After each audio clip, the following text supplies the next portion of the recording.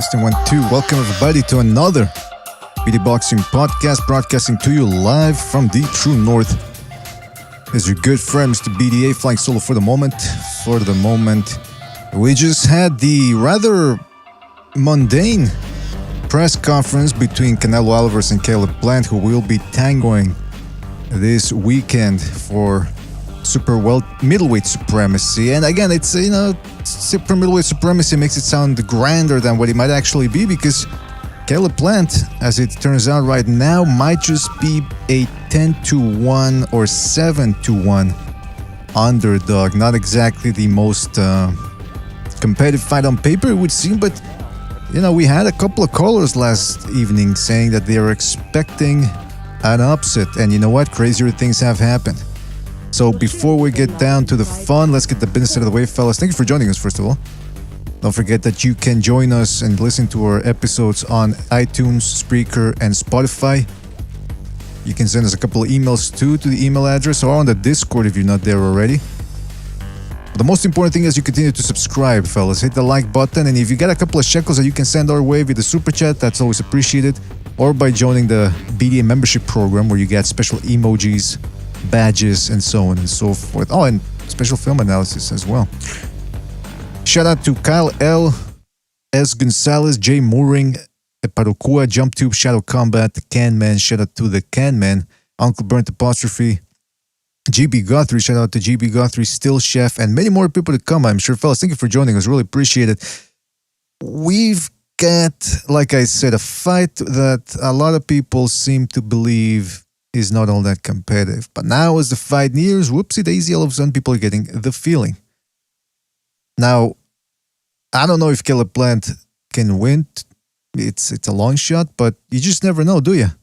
So I always try to consider, and I do say always, most of the time, try to look at all angles in a fight and say, well, could this happen? Could that happen? No matter how unlikely, I'm always trying to figure out what can happen. And I'm going to show you a couple of clips here that I believe things that can go wrong for Canelo, or things that can go wrong for Caleb Plant. I also want to say a couple of things. Oh, by the way, I'll open up the phone lines right off the bat, so if people want to call in and comment on what we're going to be watching over here, you can certainly do so. Any of the regular panelists, if you want to jump in, let me know. I don't want to bother you with some of the things I'm going to be showing here, so it's up to you, fellas. What else did I want to say? Oh yeah, the caller from last evening, the one from Wisconsin or Minnesota, the with the Indian accent, he said something interesting about Caleb Plant, and it's true. He was echoing what I think it was D Styles or G Funk, I forget which one of those two was saying about Caleb Plant, how he's trying to hype himself up by claiming to be the ultimate underdog. He goes, well, when you guys were against me back in the Golden Gloves, like, okay, I doubt any of the press that covers professional boxing was covering the fucking Tennessee National or whatever Golden Gloves. I really doubt that. But hey, that's the way he wants to carry it, fine. But then he goes, okay, when you guys doubted me against Uzcategui, it's okay. That was a 50-50 fight. Most people didn't know if Caleb Plant had the stones to beat Uzcategui. But then since then, has he really been the underdog against Porky Medina? Was he really the underdog against him? Was he really the underdog against Mike Lee and Feigen Boots and Caleb Truax? No. So what's this? I'm the underdog. You guys have always been against me. That's just, again, another one of the dimensions that makes people root against him. And when you're rooting when Canelo makes you look like an arrogant bastard, that means you're an arrogant bastard. All right? Let me check out the phone lines here. Okay. Now listen, I don't see any of the regular panelists. If they want to jump in at some point, let me know. Still Chef says, yes, uncle, I will be buying the fight. JumpTube says, say it like Biff and get out of here. Illest Joe says, cheater Alvaroid. You know what? Looking at Caleb Plant's photograph, how he's been looking for this upcoming fight, I think they're on the level, both guys. And when I say on the level is, I think both guys have been taking supplements, if you know what I mean. I think it's going to be an interesting fight if Plant shows up roided out of his mind. You just never know. Oh, by the way, hold on, because I'm reading the comments here. But of course, says, look at my gimp with his Karen Canelo hate. Yeah, that's the other thing. That Canelo fans are going after the few Caleb Plant fans. There's not that many that Caleb Plant fans, I have to say. It's more Canelo haters. And look, I got no that much. I don't have that much of a problem against Canelo haters. The guy's got a couple of things going on that make you root against him. Guerrero de la Info says, Plant by decision has good odds. Interesting. Jay Mooring says, I'm a bigger Canelo fan than Plant fan. I just smell an upset in the air. His movement will give Canelo problems. Well, you know what? I think it's about as good a time as any to get into this. Hold on a second. Let me see if I can work this out here. Where do I have my... I'm going to show you a couple... It's not going to be an in-depth film analysis, which I'm just going to talk. And by the way, like I said, if any of the regular panelists want to jump on, please let me know. Or else I'm just going to send you the invite and see if you jump on. But, so here it is, man. Couple of clips where we talk. Actually, you know what? Luis R. Conrique says, Bide, stop being a malinchista. Well, see, now again, I know he's sort of half trolling, but there is that sentiment within Mexico of, well, you got to root for the Mexican. A little bit like the same thing that we often criticize the LDBC for. I got to root for the Mexican just because I'm Mexican. So if the guy's an asshole, if I don't like the guy, I have to root him just because it's Mexican. What does it do for me or Mexico if the Mexican wins? Is that going to better the economy? Is that going to get all those corrupt politicians out of office? Is it going to feed the homeless and the poor? Could give a rat's ass. Canelo wins or loses. Even if I like the guy, when he loses or wins, it makes not that much difference to me. Luis R. Conrique says, yes. All right. Real quick, let me just start getting a couple of people in here. See what I've got. All right. And again, the phone lines are open, so if you want to join and give us your thoughts on what we're going to be talking about. Does Caleb Plant have a chance? Is it ridiculous? Like last night's title said, are you mentally slow if you pick Caleb Plant? Or do you like going with the underdog? Do you like to take chances? All good questions that will be answered in time. In time. All right. Hold on a second. I'm inviting a couple of people and then I'm going to get started here. Kal-El says, Plant does have visible holes in his attacks. He's fast, but so was Amir Khan. Still Chef says, I got a feeling Plant will stay on his stool and not come out. Not sure which round. Brings up the good point, man. I gotta open up the list of the predictions that we took last evening. $79.99, the yes says. For the Canelo pay-per-view and Tank Davis pay-per-view showtime is good. Yeah, that's the thing, man. I mean, this main event, most people want to see it, but the undercard is really, really faulty, man. I mean, I don't see how anybody could really be willing to pay for this. It's not a good undercard. And anybody that says different is, I gotta call you out and I gotta say BS, all right? But I gotta tell you, if the other danger here is, I said I don't care if a guy wins or loses. In this one, I kind of care because if Caleb Plant wins, he's already got it in his head that everyone's against him. He makes it personal. If you pick against him for some reason, it's personal. You dislike him or something. So if he wins, you are never gonna be able to hear the end of this. Whatever happens with him, something happens, he with his wife, they're getting to an argument, he's going to bring that up, no matter what it is. Honey, did you forget to take that to trash? Yeah, but I beat Canelo and nobody gave me a chance. I can just see it now. If he wins, it's going to be hell on earth for us boxing fans. But we can take it. We can take it. All right, is this room... Actually, you know what? I got to leave this room. Who do we got here? Okay, I'm just trying to figure out who I'm going to call here.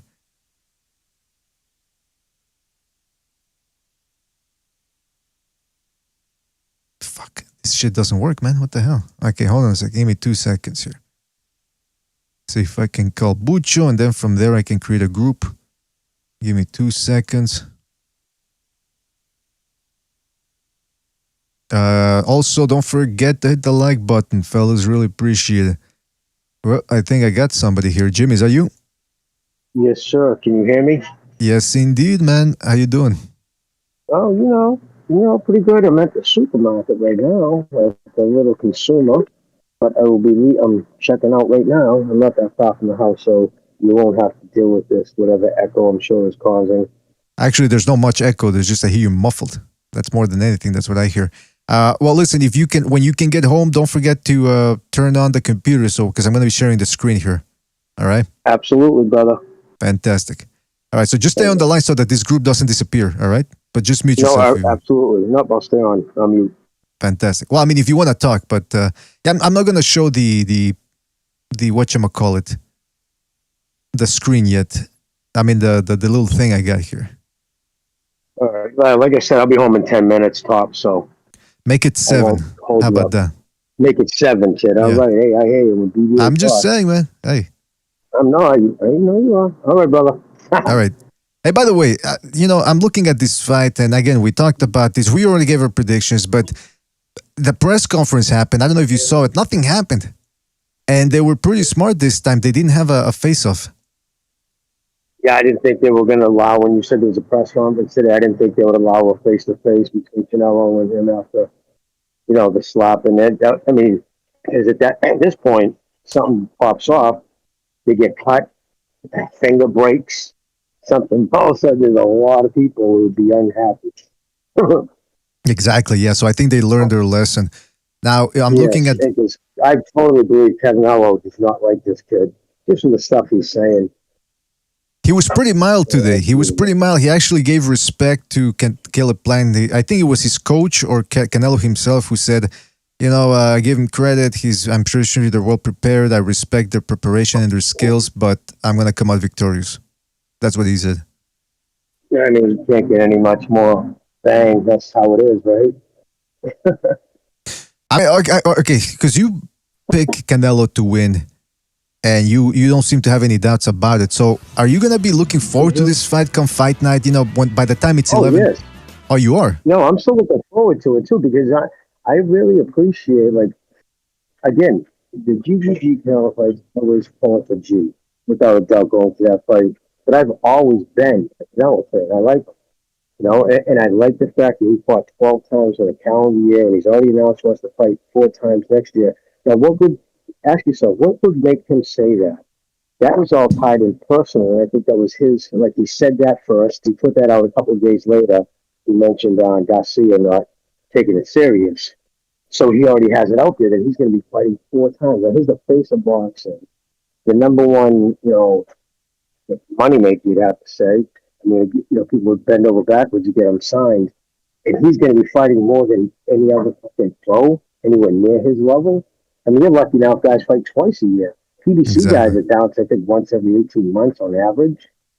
I mean, that's reason. I mean, again, so that's another reason. Plant hasn't fought frequently enough. Even if he was fighting, cones all along, but he was fighting every 4 to 5 months, stay fresh. To fight weak competition and then not a lot, these are just, if he wins, it would be, to me, like I said, one of the biggest upsets I've ever seen. Yeah, man. I mean, that's what most people are saying. That's why the title of this video is, if Plant wins, is this the biggest upset in the past 10 years? Let's not go back way too long, but... Easily, I think.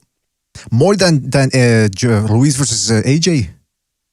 Oh, yeah, absolutely. Because AJ anywhere near established as, wasn't there still question marks around, Joshua? Well, I mean, for me, there was. I never, you know what I mean? He took out the old Klitschko. I mean, he's fought some decent, it's just a heavyweight.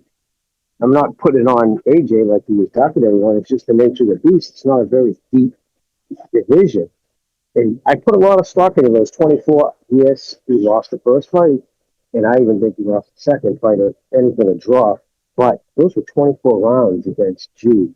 Although maybe the last one wasn't in his prime, but the first one definitely was. Right. Still physically. And, you take that, and you just the 3 of his last 4 opponents. I know people say it was just cherry picking, this weight class, but he's still 3 of his last 4 opponents were undefeated world champions. So hey, by the way, is what it is. You're just going to, certain people don't like him, and it's nothing he's going to do is going to change that. Reno Marketing in the chat says, remember how everyone said Fury has no power? That is the same as saying Plant will not have any power. I agree. I mean, to think that Canelo is just going to walk in there, put his hands up, and just walk Caleb Plant down. He didn't do it with Billy Joe Saunders. I mean, he advanced, he put pressure, yeah, but he's that's not. Oh, I'm sorry, man. Yeah, but I mean, what I'm saying is, he's not just gonna go in there carelessly and say, "Yeah, hit me, hit me." You know, he's not Golovkin. They saying Golovkin versus Dominic Wade. Caleb Plant can crack enough to get Canelo's respect and to get Canelo to say, you know what? If I'm gonna come forward, I gotta put my hands up, parry. What he always does. Good defense. Yes, I agree. That's the part of the thing I want to see. I want to see how he goes about his attack. That's what I want to see. I personally don't think he has enough punching power to make like he does have enough to definitely stop him, but I don't think he has enough to even. It's not going to be his power that's going to hold Canelo back. It's going to be his. He's got a good stick. He's got a good jab, and he's got length. So it's just going to be the same type of thing with. Remember with Kovalev, he was losing most. I thought a lot of those rounds until he got his timing. Until he figured out, you know what I mean? He jumped in and made his pop. And he did the same thing with Saunders. Oh, yeah, trust me, in the first couple of rounds, I plan on Canelo to lose at least the first couple. You know, he's going to be just probably, catching some off his paws, not doing too much, just figuring them out. Then again, if he's angry enough and he wants to go out and destroy him, you know what I mean? Like fold him out in 2 rounds, try to take him out as soon as possible, although that's not usually his style. But you know what I mean, brother? Exactly. Yeah, I know. I mean, it's gonna be interesting to see how quickly he starts. I suspect that if Daniel Jacobs could go the distance, maybe Caleb Plant will too. I mean, I think he's gonna get hit more, and his face is definitely gonna be more marked up. But I think the people thinking that Canelo's just gonna, all he has to do is show up and beat him up. He's got to be firing on all cylinders to do that, because Caleb Plant is a quick fighter. Now, the only question then becomes how good does Caleb Plant have to be able to pull that off? And that's the big question. That's what we're going to be taking a look at here, more or less. Let me just read a couple of comments here from the chat. Johnny Blaze says, hit the like, you casual. Yeah, hit the like, please. Hit the like, fellas. Really helps us out. Self-Law says, will Caleb be able to work out Canelo and nullify him? It's an interesting question. We're going to talk about that. Hold on a second. In the deep water fight, Plant will drown, says Khalil. Zion Zelvin says, BDA, that's exactly what he's going to do. He's going to come forward and take Plant out in 4. Whoa. Shout out to Apology Man, says, can crack but can't knock out Truex. I mean, that's a good point there, Apology, but I'm saying, I mean, if you look at Caleb Truex's face, he was busted up. The other thing is, I was talking to Bucho about this. I said, if Caleb Plant is indeed on the juice, he's probably going to be hitting harder. I was actually watching that Showtime preview that they did, the second part, and they showed Caleb Plant hitting the mitts, and he's actually punching through the target now. Seems like he's focusing a little bit more on power. But if he starts doing something he's unaccustomed to, which is to punch with more juice, more panache, that's still, it doesn't matter how much weight he puts on, it's still not going to protect his hands. It might actually be a detriment to him. He might actually end up busting his hands up, hitting harder because he's not used to it. So it goes both ways. Now I'm looking at where is it here? Yes, the tail of the tape. This is from BT Sports, I think, or Sky Sports. As you can see, they're pretty close when it comes to age. There's not that much of a disparity, both in their physical primes. Canelo has way more fights, but of course you have to remember the bulk of them were when he was a teenager and in his early 20s, and it wasn't against the greatest opposition. Nevertheless, he does have more fights and certainly more experience fighting top-level fighters in the past, I would say, 9-8 years. He's got that one loss to Mayweather back when Canelo was, 23 years old. Now, some people say he lost the Lara fight. Some people feel he lost the 2 Golovkin fights, certainly the first one. Nevertheless, on the record, officially only 1 loss. Caleb Plant only has 21 fights, but 0 losses. The knockout things, this is where it starts to get a little iffy. 12 knockouts out of 21 fights, or 21 wins rather, for Caleb Plant, but not against the greatest of opposition. Now, he's 6 feet 1 inch tall. That means he's 1 inch taller, at least on paper, 1 inch taller than Kovalev. And remember how short Canelo looked against Kovalev. The reach, he has about a 4 inch reach advantage. And that's about it. I mean, if he goes in there and fights the perfect fight and Canelo is compromised, I could see Caleb Plant and if the judges. So that's three big ifs. You see how much of an underdog he is. I have to give him three ifs to give him a shot at winning. Kenshiro, shout out to Kenshiro for his contribution to Super Chat, says after this, Plant's nickname will be Sweet Pants. Ah, come on. Oh, Sweet Pants. What is this? All right, so shout out to Kenshiro, Sweet Pants. What? So you think he's gonna shit his pants? Hey, wait, got Canelo. Get Gonzalo dropping by. Gonzalo, you there? Hey, what's up, Mr. BDA? How you doing, man? Listen, I was gonna go live here because of if any shenanigans occurred in the press conference. Of course, nothing happened, so I have a plan B, and I'm just gonna take a look at a couple of clips of things that I believe might make a difference in the fight, and maybe some of the things that Caleb Plant, the underdog in this one, can capitalize on to do something good here. Maybe pull off the upset. So I'm sharing the screens here. If you can, I don't know if you can see it. Let me know. Meanwhile, while Gonzalo figures out if he can look at it, we got a phone call here. Yeah, so I can. All right, fantastic. Man. We got a phone call. 956, you're on the air. 956, what's on your mind? Yeah, hello. So I actually think Caleb Plant wins, and why I say he's gonna win is because, for one, like you said, he's around the same height as Kovalev. Kovalev is 6 foot, Caleb 6'1", but I feel like Caleb might be a bit. I think his frame might be a bit bigger because he has more muscles than Kovalev, so that's one, right? So already Caleb Plant is one of Canelo's biggest opponents. And then you match that with, I think Caleb Plant is also arguably the most athletic opponent Canelo has faced. You know, I mean, you have Lara and Mayweather up there too, but I think arguably Caleb Plant is in that discussion, so we already have that. And then third, I think as far as hand speed goes, Caleb Plant is up there too.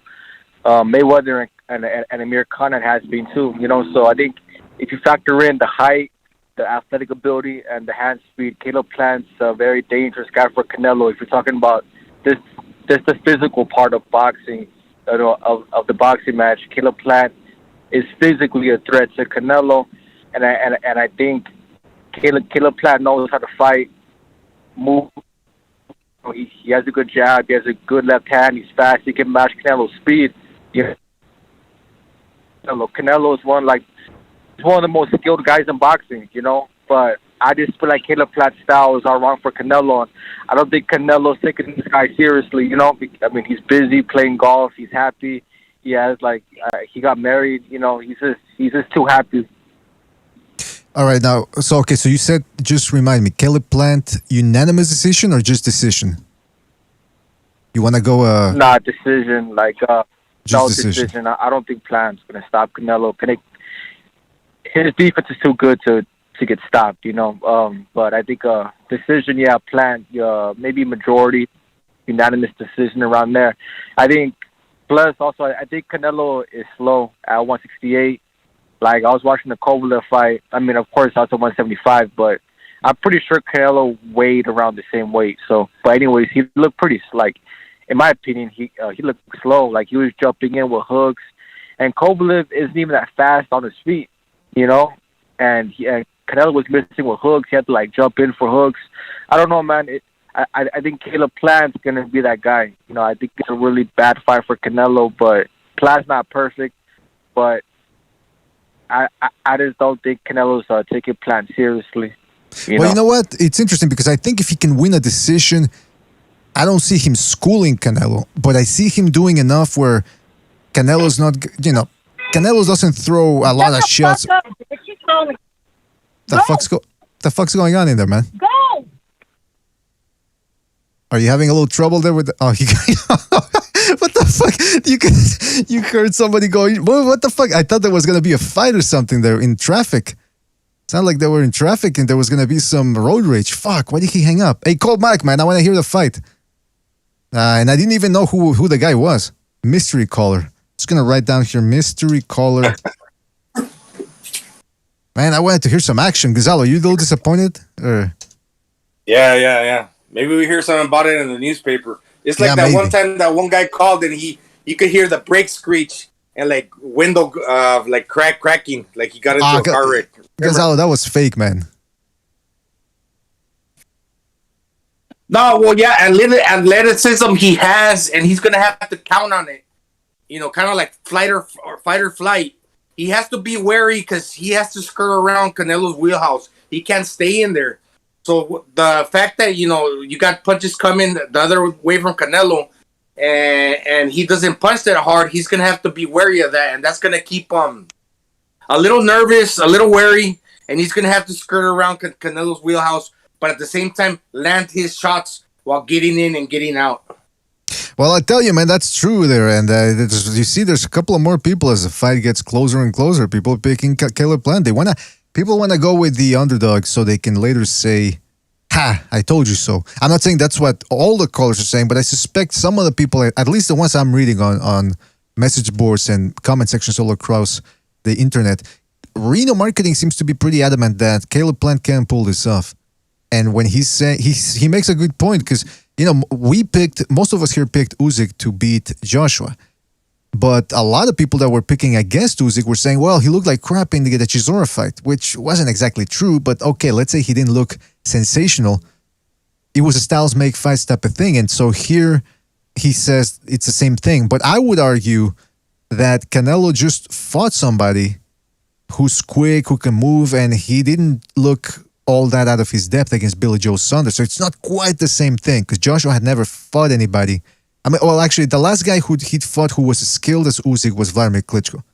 And that was an old Klitschko. So it can go both ways, man. I don't know. I think Caleb Plant can give him a good fight, but... Well, actually, Gonzalo, let me show you this, man. Because if I think what... And you tell me if I'm wrong here. You tell me what you think of this. I'm sharing the screen here. Actually, am I sharing the screen? Yes. What are you seeing? It's the two guys with the turquoise trunks, but they're not moving. Okay. Well, okay, this is the Canelo versus Billy Joe Saunders fight. Now, before the fight, we said that based on what we'd seen from Canelo, he was probably going to try to counter everything Billy Joe Saunders did by going to the body.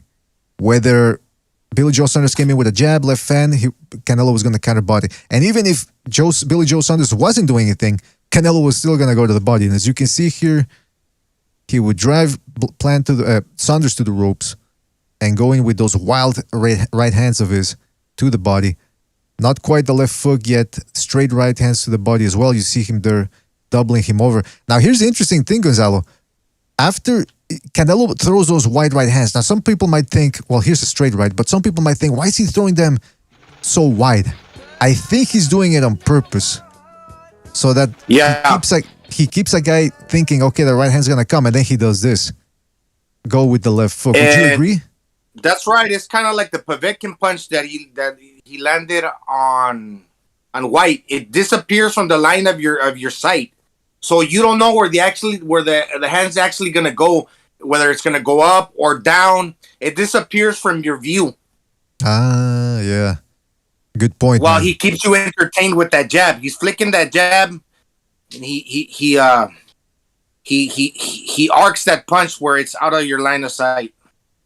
That's a very good point. It makes it so it's out of the line of sight. That's a very, very interesting observation. And you look at here, Caleb Saunders took it. I just realized it. He took it and he goes, no, that usually means it hurt. So that's the now granted, PDA, I was gonna say yesterday. I remember when Canelo was at 54, he used to have like this beautiful straight right hand, and I think he doesn't have that straight of a right hand anymore because of the lifting of the weights and the added muscle. You know, when you got like these bodybuilders, like when they throw a punch, they're just so fucking top heavy that when they try to throw a punch, they got to telegraph, they got to pull back, and maybe that has to do a little bit why Canelo doesn't throw that straight, where he keeps the elbow tucked and it's coming like a laser down the middle. But at the same time, it's kind of like what I just mentioned, and you agreed with me. He does it also because it's a tactic. So it could kind of be one of the two things or the two things at the same time.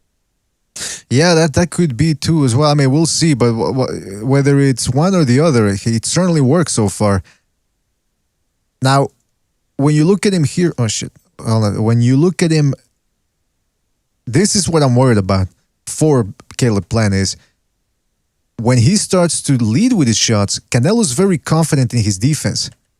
So what he'll do is he'll put his hands up, just walk to the guy, wait till he got hit, but then immediately he comes in with a right uppercut. Now, the reason why we knew he was going to do this or suspected he was going to do it is because Martin Murray had done it as well against Billy Joe Saunders. The difference is Martin Murray doesn't hit anywhere near as hard as Canelo. So here you see him countering with the right uppercut to the body. Another one there. Another one. See that? Just right body, right, and then combinations to the body. And that keeps a guy's hands in the guard position, because then you don't know when he's going to counter you. And once he's got you it's like it's the perfect, it's catch and shoot, but using timing. It's like before the punch that your opponent's trying to land, you're already knowing, you're already set to catch the punch, but at the same time, before even catching the punch, you're intent on punching already. Mm-hmm. So basically, you're not waiting till the punch lands in order for you to get your offense together and then throw the punch. You're already pretty much throwing before the other guy's punch lands on your gloves, right? Exactly. Yeah, that's what it is. And it's easier to because Caleb Plant's the type of guy that when he steps in with a jab or a right hand, if he misses or even if he doesn't miss and touches you and he sees an inkling of a counter punch coming his way, he'll dip down or just step out of the way. But the body is still there for the most part for a split second. Quick, the head it's hard to hit because he dips down, but the body's still there. So I think that's what Canelo, just like he did in the Billy Joe Saunders fight, I think he's just going to try to counter everything for the most part to the body. And here you see Caleb Truax doing it, catching Plant to the body. But the difference is Truax just, never been a big puncher. He was always a volume puncher. And at 38 years old, he didn't even have that volume. But he was still there tagging Caleb Plant in there with the body shots. Now, Jimmy, can you give me an update of where you are? On the road. Yeah. On the road, okay.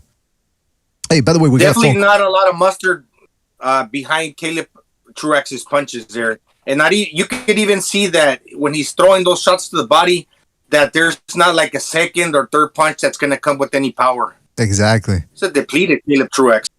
Yeah, this is he's here round 5. Yeah, just not that much snap. Like you see how he's not even this. Oh, okay, let's look at this. Look at this right hand. He loads up on it a little bit, but then he just sort of touches him. It's not even. Well, he's got a little follow through. If he would have really dug in and done this a couple of more times, maybe he would have had a little bit more success. But at the same time, it's easier said than done because Caleb Plant counters pretty quickly. So it's easy for us to say, he should go more to the body. Maybe only Canelo or Triple G could do that. Maybe not even Triple G now at this point. A little bit too slow. Let's go to the phone calls here. Real quick here. 347, you're on the air. 347, what's on your mind? What's up, BDA? I think this is going to be a roughly decent fight. I like your points that you were saying earlier. I think Canelo is going to take it easy. He's going to take it easy for a couple, of the first rounds. I think he's going to start, countering and slipping Caleb's shot, especially his jab. I think he's going to be able to, counter Caleb a lot to the head. I think because Caleb, his defense is not that good. He has his chin wide open. He also keeps his hands down. So I think he's gonna have a roughly easy time countering. Now Caleb is a stepper. I think a lot of people try to compare him to Lara or Mayweather style when it comes to him fighting Canelo, but I don't think that's the case. I don't think his footwork is as near as better as theirs. And Canelo has better athleticism than him. Every skill Caleb has, Canelo has it better. So I don't think Caleb can do a lot. I hope he wins. I'm rooting for him, but I have Canelo late KO, maybe 9th, I think yeah, ninth. But it's gonna be decent fight. You know, I don't like this matchup, to be honest. I don't think it's a good fight. I think it's literally a one-sided fight, and yeah, I don't know why. You know, people are excited for this. I think this is one of the worst. This is the worst undisputed matchup. I think, you know. So, yeah, good man. You know, it's like what do you think? Terence Crawford What do you versus think about this? Terence Crawford versus Indongo too. Yeah, you know what I think, man. I think after this, because we're all still having hope that it could turn into something interesting. But I suspect it's a little bit like the Callum Smith fight. It could turn out like, well, maybe if Callum Smith uses his height and reach, maybe if he can deter Canelo from this and that, and at the end, it just turns into a one-sided beatdown and we move on. You know what I mean? That's what could potentially happen. Yeah, he could do that. But I'm saying we saw Billy Joe Saunders making Canelo miss, and he was jabbing Canelo. But how long did that last? What? A couple rounds, and then look what happened to him. So. Listen, I think Canelo is going to beat him easily, but I hope Caleb Plant proves us wrong. I hope he proves us all wrong. Okay, I hope he wins, but I just don't see it happening. That's my call. Peace out. Take it easy, man. Thank you for your call. Yeah, I mean, it's one of those fights where it could just be a one-sided beatdown and it becomes a forgettable fight. I'm pretty sure some people are going to complain, go, man, what a shit fight. You know, Caleb Plant didn't do squat and blah, blah, blah. But, you know, it's boxing. What do you expect, man? At least just be thankful that Canelo is the top pound-for-pound fighter in the world, that he is the biggest star in boxing, and that he's at least somewhat entertaining. Because I still remember Roy Jones being the pound-for-pound best, Pernell Whitaker, Mayweather, and those guys made for very one-sided and just mundane fights because it was always the same thing. They were always way too good for the other guy. At least Canelo, when he fights guys that are outmatched, you know, he can break them down and make it interesting. Let's go to 346. You're on the air. 346. What's on your mind? I want a man's logical man. Check this out, dude. Caleb Plant ain't got a chance as hell. He getting either TKO or KO in 6 rounds. Man, this will be the most easiest unification we probably ever had. Because, undisputed, that's unification. Undisputed that we ever had. And because 168 has never been unified, but this is the easiest. Because if it comes to way back in time, it was threats. It was always killers. But 168, come on, man. Caleb Plant, you know, he only got this fight with Canelo because PBC needed that extra extension from Fox. So they're going to feed Caleb to Canelo, get that easy W. And I'm hearing talks of Canelo thinking about retiring after this. But, because, you know, he don't want that Benavidez smoke. So I don't know, man. I don't know if I think he's a little bit too young to retire. And I think whenever a fighter says, I'm looking to retire within 4 fights, or I'm looking to retire before the age of 35 or whatever, it almost never happens. These guys are, when they fight, when they're this successful at what they do, they know they only have a limited window of opportunity and they don't want to leave it. You know what I mean? So, but yeah, I mean, it's a one-sided fight on paper, at least. Hopefully, I don't know. Do you think we're hoping against hope here? That at least it's an entertaining fight? You said what? Do you think we're hoping against hope in believing that, or in hoping that at least it becomes a somewhat interesting fight? Yeah, I ain't gonna lie. I do want it to be a good fight, man. No lie. But it's not gonna happen, man. Just Plant ain't that guy, bro. It's the reason why they kept him away from Benavidez and all the threats at 168. I don't know how you guys can't see that. It's a reason why they kept him where he is. He had a belt. They kept him real small and stable, and it saved this guy from it. I'm thinking they had this already planned. I'm telling you, they had it planned for Canelo to come up. Benavidez fucked up. You know, he always not making weight, so they didn't have to worry about him. But, you know, Caleb got this belt.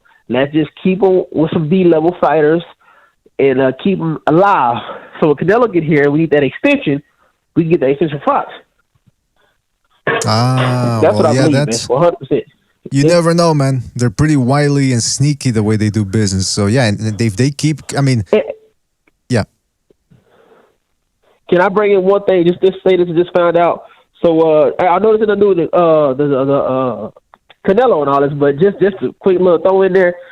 So, your boy Davis is fighting Isaac Cruz because the little weirdo Raleigh, he got pulled for the little feminist shit. So, Yeah, Isaac Cruz versus Davis, man. It's gonna be a good fight, man.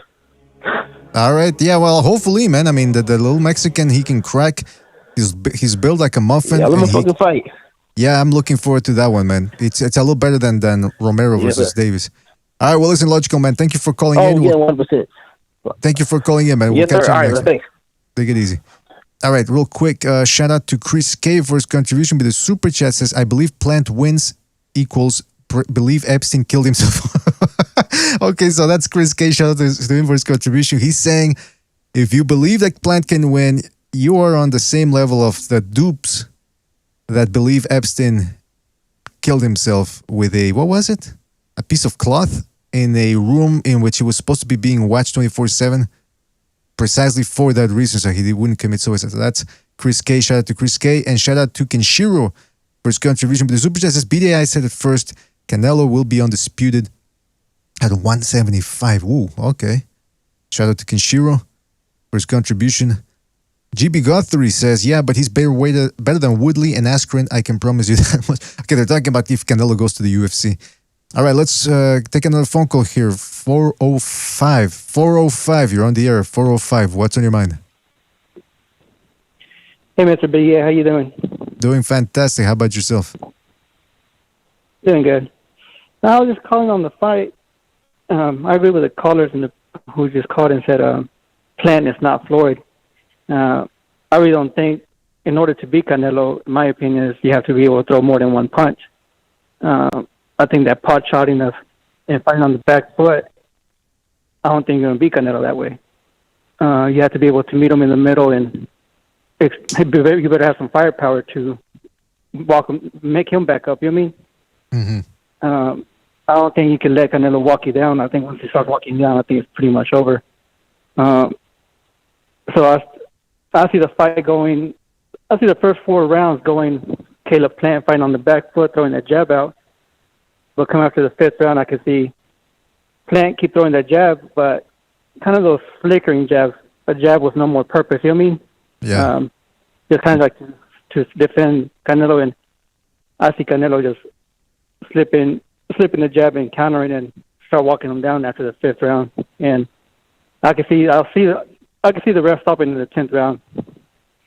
Man, yeah, that's the feeling that most people are getting here when they look at the style matchup and all that. What do you think about the people that have been picking Plant so far? I don't know if you've heard some of the predictions, but some people, I think about 4 now, according to my list here, believe Plant can pull off the win. What do you think about that?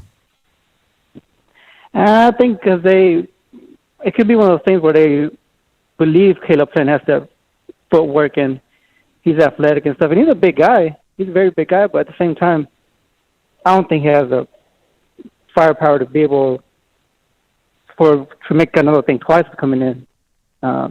He doesn't have the jab, or I don't think he'll be able to walk Canelo down. So, and then those people, I think they just hate Canelo and they just want to see him lose. I don't even like Canelo. Like, I always pick him to lose in every fight, and I'm Mexican. But you have to be a real piece of shit for me to fucking root for Canelo to whoop your ass. You're absolutely right. You're on the same boat I am. But hey, watch out, man, because now the other Mexicans are going to be calling you and I malinchistas.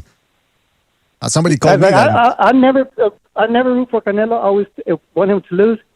But Caleb Plant just rubs me the wrong way. It's like, I want to see this motherfucker get his ass beat. I'm with you, man. Fucking Caleb Plant. There's something about him I don't like. I would not bring him over to my house because I'd be afraid he would steal something. All right, listen, thank you for your call. We'll catch you on the next one, all right, man? Thank you, yeah. Thank you, man.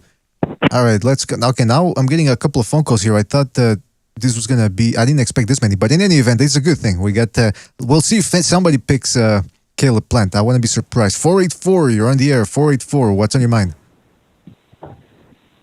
Hey, what's up, Mr. BDA? This is Olaf from the Discord server. Olaf. I just want to make my prediction for this. Yeah, for this Canelo fight. I'm picking Caleb Plant by knockout. I think he could probably win this fight early, too, honestly. I think Caleb Plant's going to surprise a lot of people. And, like, the day after this fight, people are going to be like, wow, what the hell did I just watch? Because he really went out there and showed out on Canelo and stopped him early. Wait a minute. My prediction. Like, I think. I mean, come on. Well, by stoppage, you mean, because I'm curious, you mean he's going to have him out on his feet, he's going to drop him, and he's not going to get up, or he's going to stop him on cuts?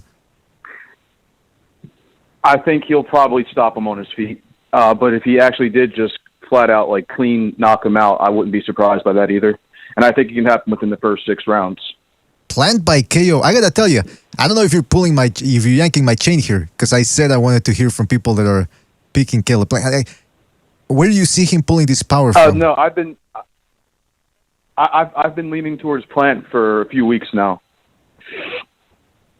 Yeah, but my question is, where do you see him pulling this power from? Well, my thing is, I don't really think Canelo has actually faced like a true super middleweight yet. I mean, I know Caleb Smith obviously was a true super middleweight, but I mean, that guy, he couldn't make the weight anymore. He wasn't even throwing punches. I mean, he was like half dead in there, really, just because of the weight cut. Yildirim, complete bum. Billy Joe Saunders is a middleweight. So I don't think he's really dealt with an actual true super middleweight yet. And I think you're gonna realize that there's weight classes for a reason. You know, this is going to be a classic example of a cherry pick gone wrong. And I think Canelo is going to get embarrassed. Now, you understand that the counterpoint to that is, the big counterpoint that everyone's bringing up is, if he couldn't stop a 38-year-old Caleb Truax, who had been stopped before by 2 other opponents, how's he going to stop Canelo? Well, he broke his right hand in like the 2nd or 3rd round in that fight. But he still got the left. Right, and he does have a great left hook too. But I mean, you know, if you're going to stop someone, you probably need both. I mean, you can't just use one punch the whole fight to stop someone. I mean, you're going to stop them with the jab, and not use your right hand at all to stop someone. I just don't think that's like. I mean, Caleb Truax wasn't very good, and I didn't think Plant's performance was that great in that fight either. Until I realized that he broke his hand in the 3rd round. Hey, why are people... I'm looking at the chat while I'm listening to you here, and people are going, fuck this guy, he's a racist, get him out of here. I'll have what he's smoking. People don't seem to... You're sort of stirring up a hornet's nest here with that prediction. Are you doing this on purpose? No, I truly do believe Plant's going to win this fight in 6 rounds, and I think he's going to really blitz Canelo. I have a feeling Canelo's going to just get blitzed out of there and embarrassed. Blitzed out and embarrassed. That's my prediction. All right. Well, listen, it's a bold prediction. If you get it correct, I guess you're going to have bragging rights. That's for sure. If not, I suppose people are going to call you out if you don't show up after the fight. That's okay. I mean, if I eat some crow, I will. It's not a big deal, but that's just what I really believe is going to happen here. I think Canelo has really cherry-picked his way through this division. He's trying to. I mean, this might be the first time ever an undisputed all right, to win, but she's not going to. We'll see if it happens, man. Thank you for your call. Catch you on the next one. All right. Okay. Take care. All right, so there you have it. Okay. Brown Gun in the chat says he called me a beaner with the hard ER. You know what? I'm going to go with that one now. I want us Hispanics to have an N-word too, so we can complain all the time. Why not? Omar E says he called me a spick. I don't know what these guys are on about. Guys, do you think he's trolling a little bit with this prediction? Caleb Plant by stop. You sound serious. He did indeed. I don't know. I sensed a little disturbance in his voice, though. I think he was trying to keep it together and not laugh. I don't know. Maybe he got beat up by some Mexican dudes. Who knows? Or he must have thought or he must have think it's White Boy Day. He must have thought it was White Boy Day. Yeah, we'll see if it is. Hey, listen, all these people are picking Caleb Plant. You might have the last laugh. Don't get it twisted. You might just get the last laugh. Or Caleb, or what's his name? Canelo Alvarez looks like his brother-in-law. You know, he kind of looks white too. So maybe we'll see, man. We'll see. All right. 661. You're on the air. 661. What's on your mind? Hey, BDA. Well, the panel. I wanted to ask you guys actually something not related to Canelo Plant. I wanted to get you guys' thoughts on the little tournament that Bob Arum wants to have at 130 with Shakur and Berchelt and Valdez. And then Navarrete, how do you guys think he'll perform at that weight class? And then also Andy Ruiz and Deontay Wilder, if that gets made. And how do those fights work out? All right, so you got 3 points there. Remind me, man, who's in that tournament? Burchell, Shakur Stevenson, Valdez, and who? Conceição or somebody else? Navarrete. Navarrete? Emmanuel Navarrete. Jeez, that's a good one. Listen, I'll tell you right off the bat, I'm not. I haven't been completely swayed by Shakur Stevenson. A lot of people are saying, I told you he has power because he beat up Herring. Herring is a good fighter. It's a very good win, but it seems like he's just not the type of guy that's willing to go to that type of battle in the ring. Valdez and Navarrete, that's two completely different fighters right there, man. Those guys are willing to go to war in the ring, and they got power. So what's preventing Shakur Stevenson from fight? Because when he fought Herring couldn't touch him. So Stevenson was like, oh, I'm pretty relaxed. But if he gets touched up or gets grazed by Valdez and Navarrete and he feels the power, he might revert to being the same Shakur Stevenson that fought Nakatalia, which is to fight completely off the back foot, be scared, not throw combinations. I don't think he's really changed that much as a fighter. It's not. People are making it to be that because he beat Herring the way he did, he would go that same way in a rematch against Nakatalia. I don't believe that. I think styles make fights. As for the Louise Wilder fight, man, that depends on what Wilder has left. I guess I have to ask you, what do you think Wilder has left? Do you think those 2 Fury beatings have completely depleted him, or do you think he could actually still pull off that one-punch hitter-quitter versus Louise? I think he could pull it off, for sure. I honestly thought he looked pretty decent the last time. Obviously, the gas tank was low, but I love the match. I love, Deontay Wilder being a one-punch hitter and Andy Ruiz being, he's got really fast hands and good head movement. So I love the mix. I really don't know who can win. I could see it going either way. But on the Navarrete thing, I'm actually kind of high on him. They interviewed him a little while ago, and he mentioned something about going all the way up to 147 pounds. Like, dang, for somebody that fought at 122, that's nuts. But he's also pretty tall for those weight classes. He's like 5'8". Yeah. Melting down to 122. So, but sweet, yeah, I could see that Wilder Ruiz going either way. Yeah, man, that would be a very interesting fight. I doubt that they throw Wilder in there with Luis as a comeback fight, unless they want to cash Wilder out, which would not surprise me. I think they know they've got a past its expiration date product with him. All right, well, listen, 661. You want to give your prediction for Plant Canelo or? Yeah, I think he goes the distance. I'm gonna put some money on distance. I think Canelo wins. Canelo, no, I think Caleb Plant's too big. Guy's big. So. Yeah. All right. So what's your name so I can put it down here on the prediction? Steve. Steve. All right, Steve. All right. Thank you for your call. We'll catch you in the next one, man. Take it easy. All right. That was Steve going with Canelo by decision. Shout out to everybody in the chat. Don't forget to hit the like button, fellas. Really helps us out. Let's go to, oh boy. Okay, let's go to, we got a couple of phone calls here. 708, you're on the air. 708, what's on your mind? Hey, what's up, guys? Can you guys hear me? Yes, we can. I just wanted to give my prediction and kind of give a devil's advocate prediction for Caleb Plant, even though I think it's a long shot for him to win.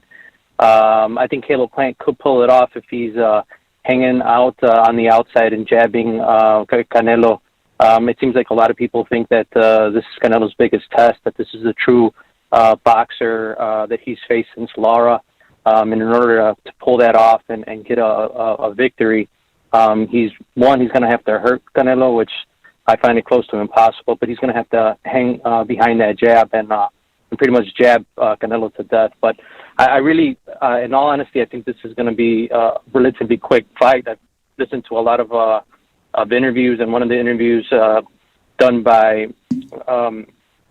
Eddie Reynoso, he mentioned that they weren't going to really give him a feeling out process. So depending on how Caleb Plant reacts there in the next two, the second or third round, I think will determine how long the fight lasts. I think Reynoso and Eddie understand that there's no real power behind Caleb's punch, and even though they might get caught by something, in the firefight, I think Canelo comes out on top.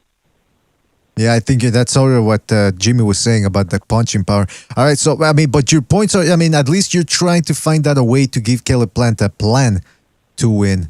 That's what I always like, because you just never know. But you're going with Canelo by stoppage, I believe, right?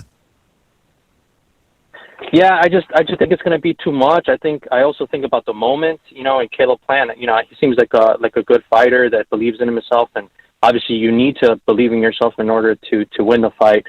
I just wonder if the moment might be too big, if the nerves, if the anxiety of being on that big stage is going to affect him there in the very beginning. And it seems like Eddie Reynoso and the team believe that they can control the fight early. And if that's true, I think Caleb Plant might be in deep waters early in the fight. All right. So what do I put down here as your name, nickname, alias? Raphael, that's my name, and I'm gonna go with a TKO by cut or broken hand or something like that in 9. All right, fantastic, in 9. All right, thank you for your call, Rayfield. We'll catch you on the next one, man. Take it easy. Thank you. All right, let's go to 613. 613, you're on the air. 613, what's on your mind? Yo, BDA. It's Felipe. Felipe, what's on your mind, man? Can you hear? Yes, indeed. I got Canelo by stoppage, probably in the 7th or 8th. Canelo stoppage, 7th or 8th. Now, you want to go with a specific way, or you just want to say stoppage? It's up to you. I think his corners are going to throw in the towel after he starts taking damage. Corners throws in the towel. By the way, that whole throwing the towel thing, that's technically the referee can throw the towel back out and say, fuck you, we're still going. Because the rules say, I don't know if this fight's in Vegas, right? Yep. Yeah. Yeah, so probably it's only the referee and that can stop the fight, I believe. Or if the doctor tells him, look, listen, this guy's getting fucked up a little bit, maybe you ought to think about it. I've seen some wacky fights in Britain where they just throw in the towel and the referee just throws it out, just throws it right back out. Yeah, I've seen those too, man. I mean, the worst was, this was in the United States. This was Arthur McCanty Jr., who is one of the guys that loves to be in front of the camera, man. Let me tell you, he likes to be in the middle of the action so everybody can see him. And it was Cotto versus Yuri Foreman. Yuri Foreman had a screwed up knee. He couldn't even stand up and punch, let alone move. And his corner threw in the towel, and guess what he did? Everybody jumps in the ring, blah, blah, blah. He waits until everybody's in the ring, and then he goes, no, fight's not over. And then he goes to Yuri Foreman, I'm not going to let you go out like that. But who the fuck are you to say, you don't want that fighter to go out that way? Definitely, he must have placed a wager. He must have, man. That's not normal. He's he's crazy. And let's not forget, he's the guy that watched as Pernell Whitaker had, what was the guy's name? The Cuban guy. His name escapes me, but he had him on the ropes, sagging. He was taking flush shots, and he took his sweet-ass time in watching him getting stopped. I guess he must have something against Cubans or communists or something. I don't know. But my good friend, Don Francisco, I know he hates that fight. So, anyway, listen, Felipe, anything else you want to say before we move on? Well, like I said, I think Plank could definitely give him some issues in the earlier rounds. I think a lot of people are forgetting how tall he is. He's got, I think, 5 inches in height and 5 or 6 in reach, which is a lot more than Saunders. So that could give him some issues, but we also know that he has stamina issues. I was just rewatching the Uskategi fight, and in the later rounds, like after the 5th or 6th, he just started slowly fading after every round, and I think Uskategi, if he applied more pressure, he could have stopped him even in that fight. So I think Canelo's going to stop him probably in the 8th. Oh, hold on. Let me write it down. Oh, yeah, you already said. Okay, I already wrote it down. Yeah, by the way, somebody else mentioned that too last evening. Felipe Percha. Yeah, somebody else mentioned that last evening about how he was clinching a lot in that Uzcategui fight in the late round. So it's just... Yeah, he tried. It's just, there's not that much going on for Caleb Plant. But anyway, listen, Felipe, thank you for your call. We'll catch you in the next one. All right, man? Have a good one. You too, man. Take it easy. All right, so we're stabilizing here with a couple more Canelo predictions. Some of those Caleb Plant predictions are sort of making me think, am I getting Vietnam flashbacks here or something? Let's go to another phone call here. 773, you're on the air. 773, what's on your mind? Let's talk some boxing. What do you say? I say let's go for it, Kevin. Why not? Okay. So, I heard someone say, Caleb Plant, and what if he's on steroids or something? Or Caleb Plant, he looks like he's on steroids. Caleb Plant, when has he ever been accused of being on steroids or been caught, tainted supplements, anything like that? He's never been. So that assumption is just ridiculous. On the other hand, Canelo has been caught with some funny business. So that was a ridiculous statement with the steroid accusation. Never heard that one before. Kevin, you don't think most top fighters? Kevin, you don't think most top fighters are on something? No, I don't. Not unless they're proven guilty. You probably think that Epstein killed himself I don't too. think Usyk's on anything. I don't think Usyk's on anything. Who else? Oh, so two white guys. The white guys are never on. The white guys are never on anything, right? It's always the Mexicans and the blacks and the gypsies. Absolutely. Oh, come on. Absolutely. When you're right, you're right. No. When you're right, you're right. No. I'm not gonna have that. Hey, by the way, I'm curious, Kevin. You're right. Kevin, I'm curious. Are you gonna be watching? Because there's a big debate about whether this Canelo fight can compete with the UFC card, which apparently is stacked. I don't really know that much myself because I'm a MMA casual. But are you a little bit torn up about which fight to watch, or which one are you gonna watch? I'm gonna have a double fist it. I'm gonna double fist it. All right. I'm not missing either of those. Hey, what's with all the fucking gay porn thing references all of a sudden? We've had a bunch last evening. Now you. What's going on here? Anything I should know about? Wait, what's wrong with double fisted? That's not gay porn. That's just classic double fistery right there. Hey, no, but I wanted to say something about these predictions that everyone always seems to make, and go ahead. And every time you got a prediction that goes off path, that kind of goes off the reservation, you're loony. Remember, people were saying Tyson Fury's going to walk through Deontay Wilder. They said, "Oh man, Deontay Wilder, he ain't got a shot in hell. He can't box." And what happens? He gets dropped multiple times. He gets wobbled in the 10th round. He went through hell, and he had to climb off the canvas to get that victory. So all these people, when they're big brain predictions, they know it all and this and that. Yeah, you were wrong about that fight because Tyson Fury didn't walk through him. He went through hell, and he squeezed that win out. Let me tell you something, Kevin. We got to dispel that myth. He got dropped once. The second knockdown was illegal because Wilder was holding him behind the head, and he didn't get stunned in the 10th. Okay, Wilder was throwing everything he had left out there, and Fury had to back up. Other than that, one-sided, man. Completely one-sided.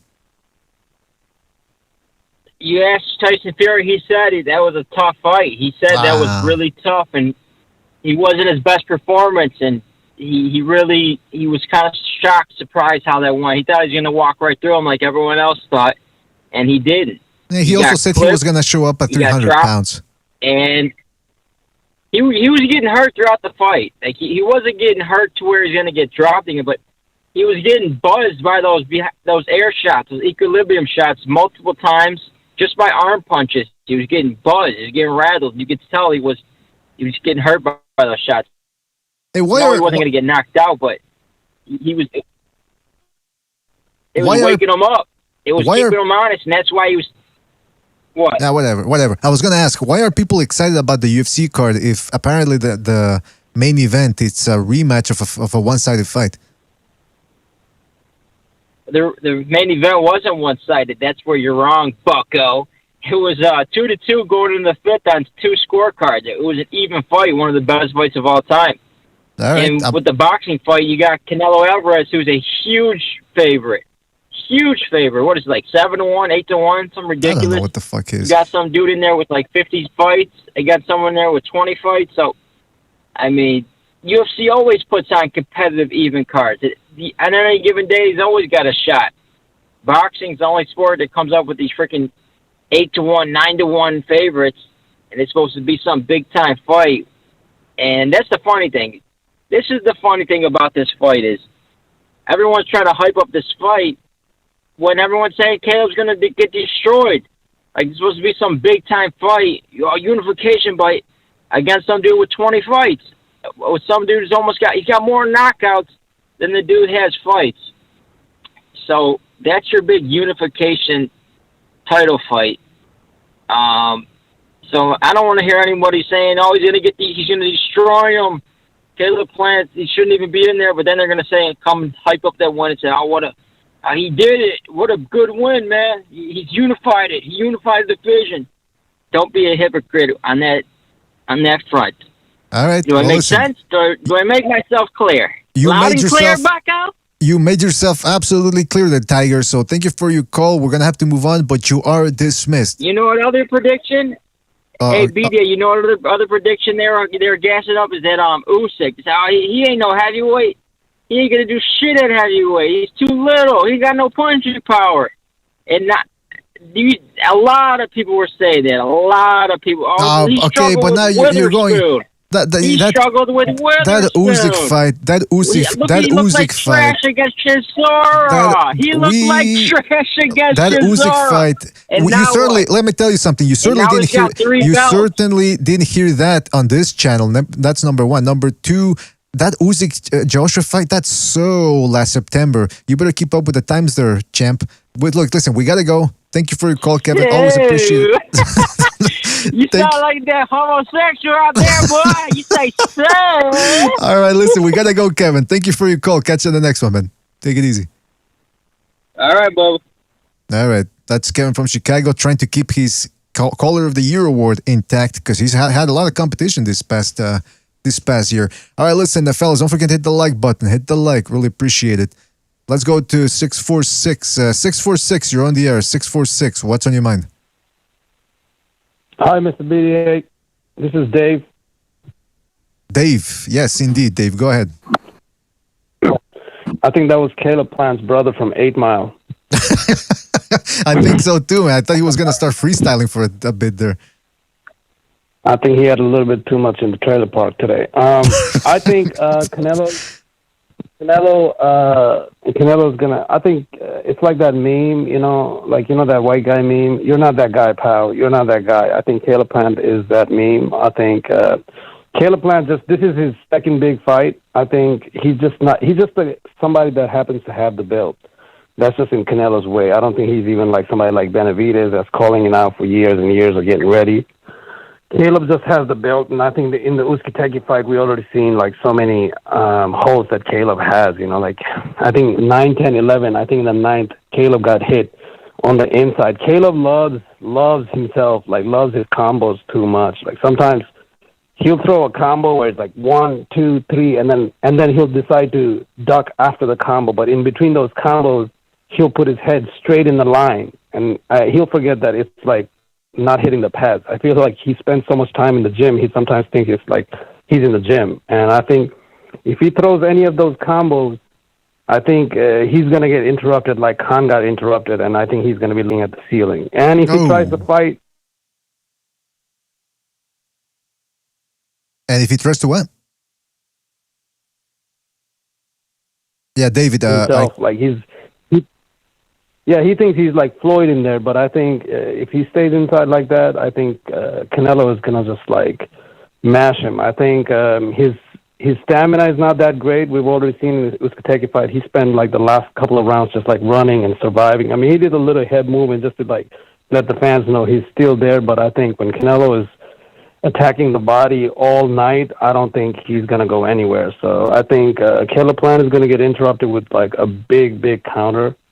I don't see if Khan has the fastest jab and the fastest 1-2, and he was landing that flush on Canelo, and I think up until the 7th round, he was actually up on the scorecards, and Canelo interrupted that 1-2 like it was nothing. Like it's not from his nose flew out, and I think Caleb is just.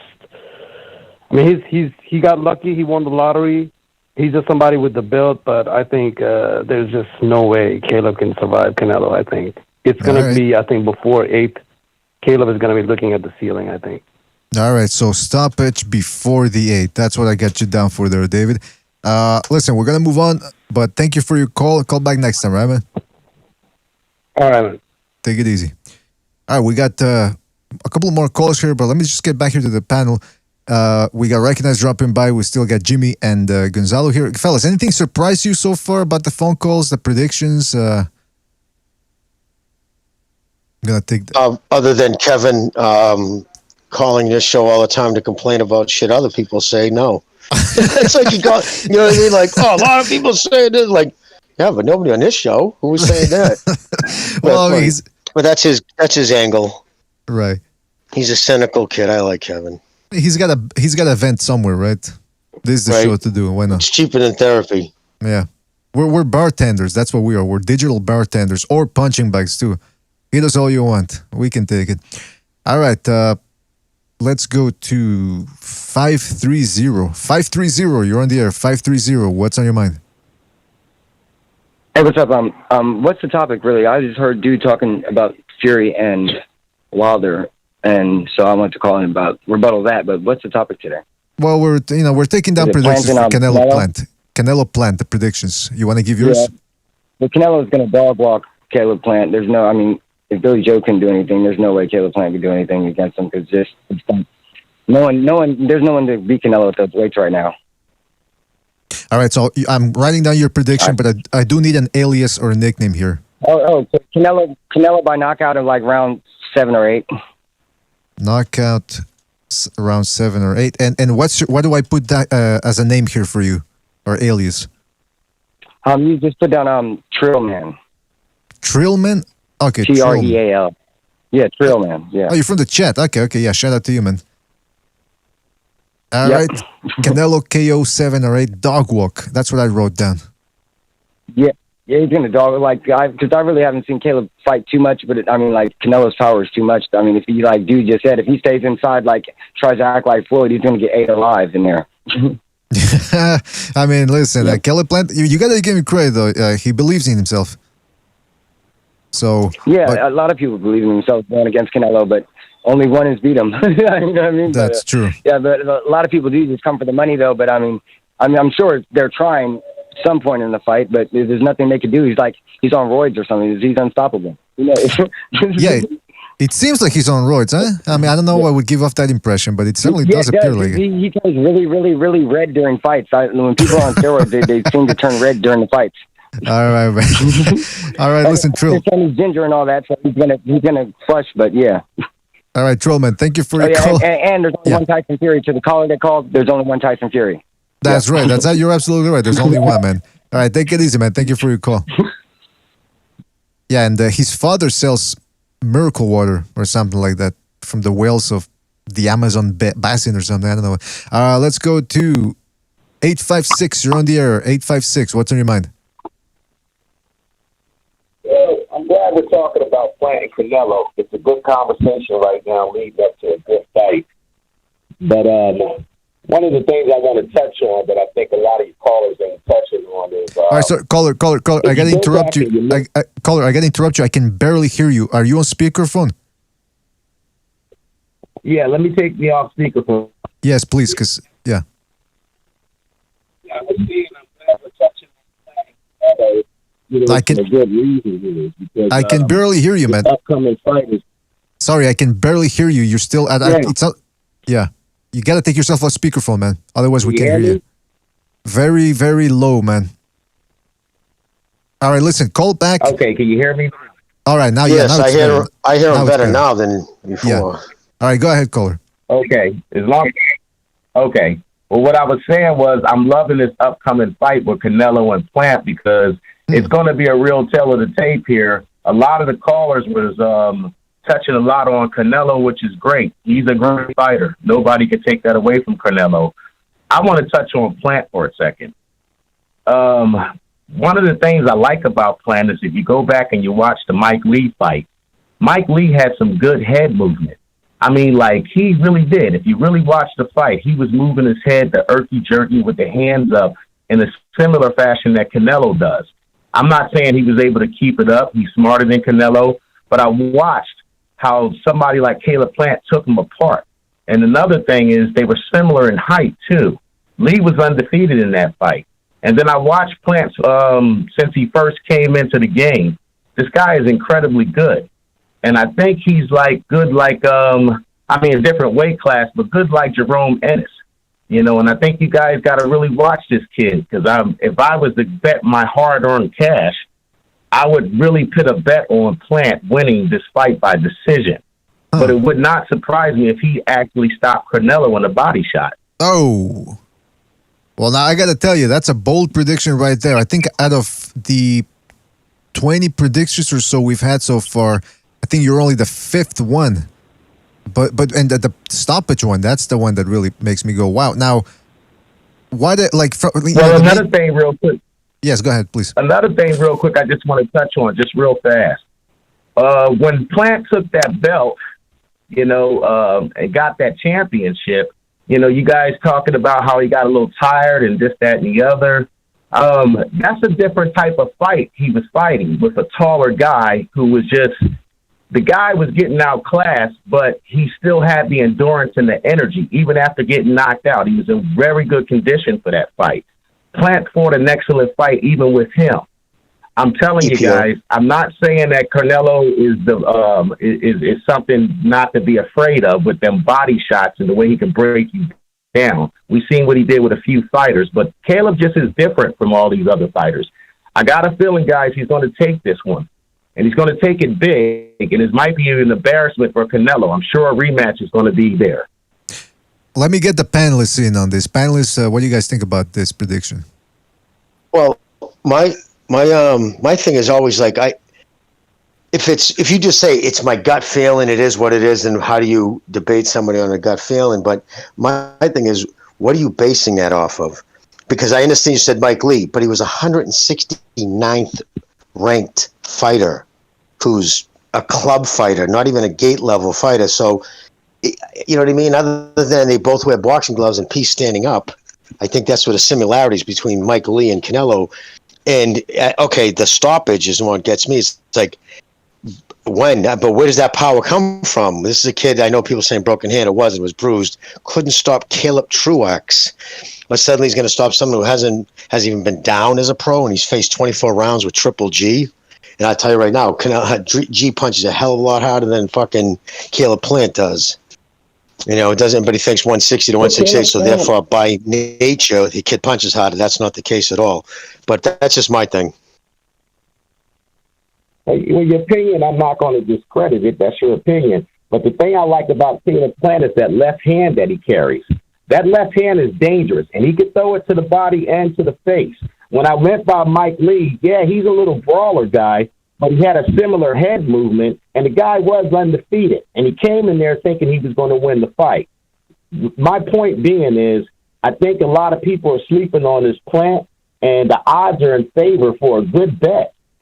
I would put a little money on Plant if I was everybody. I mean, you could still go with maybe, if they throw the odds of Canelo as a knockout and come out different a little bit. But at the same time, I watch Plant's fights, and I'm impressed with this guy. I am super duper impressed with this guy. And I think if anybody would have Canelo's number, I think he would have it a little bit more than even Floyd Mayweather, I would say. And the reason why is because Plant's footwork is a little bit more faster. He's taller. He's rangy.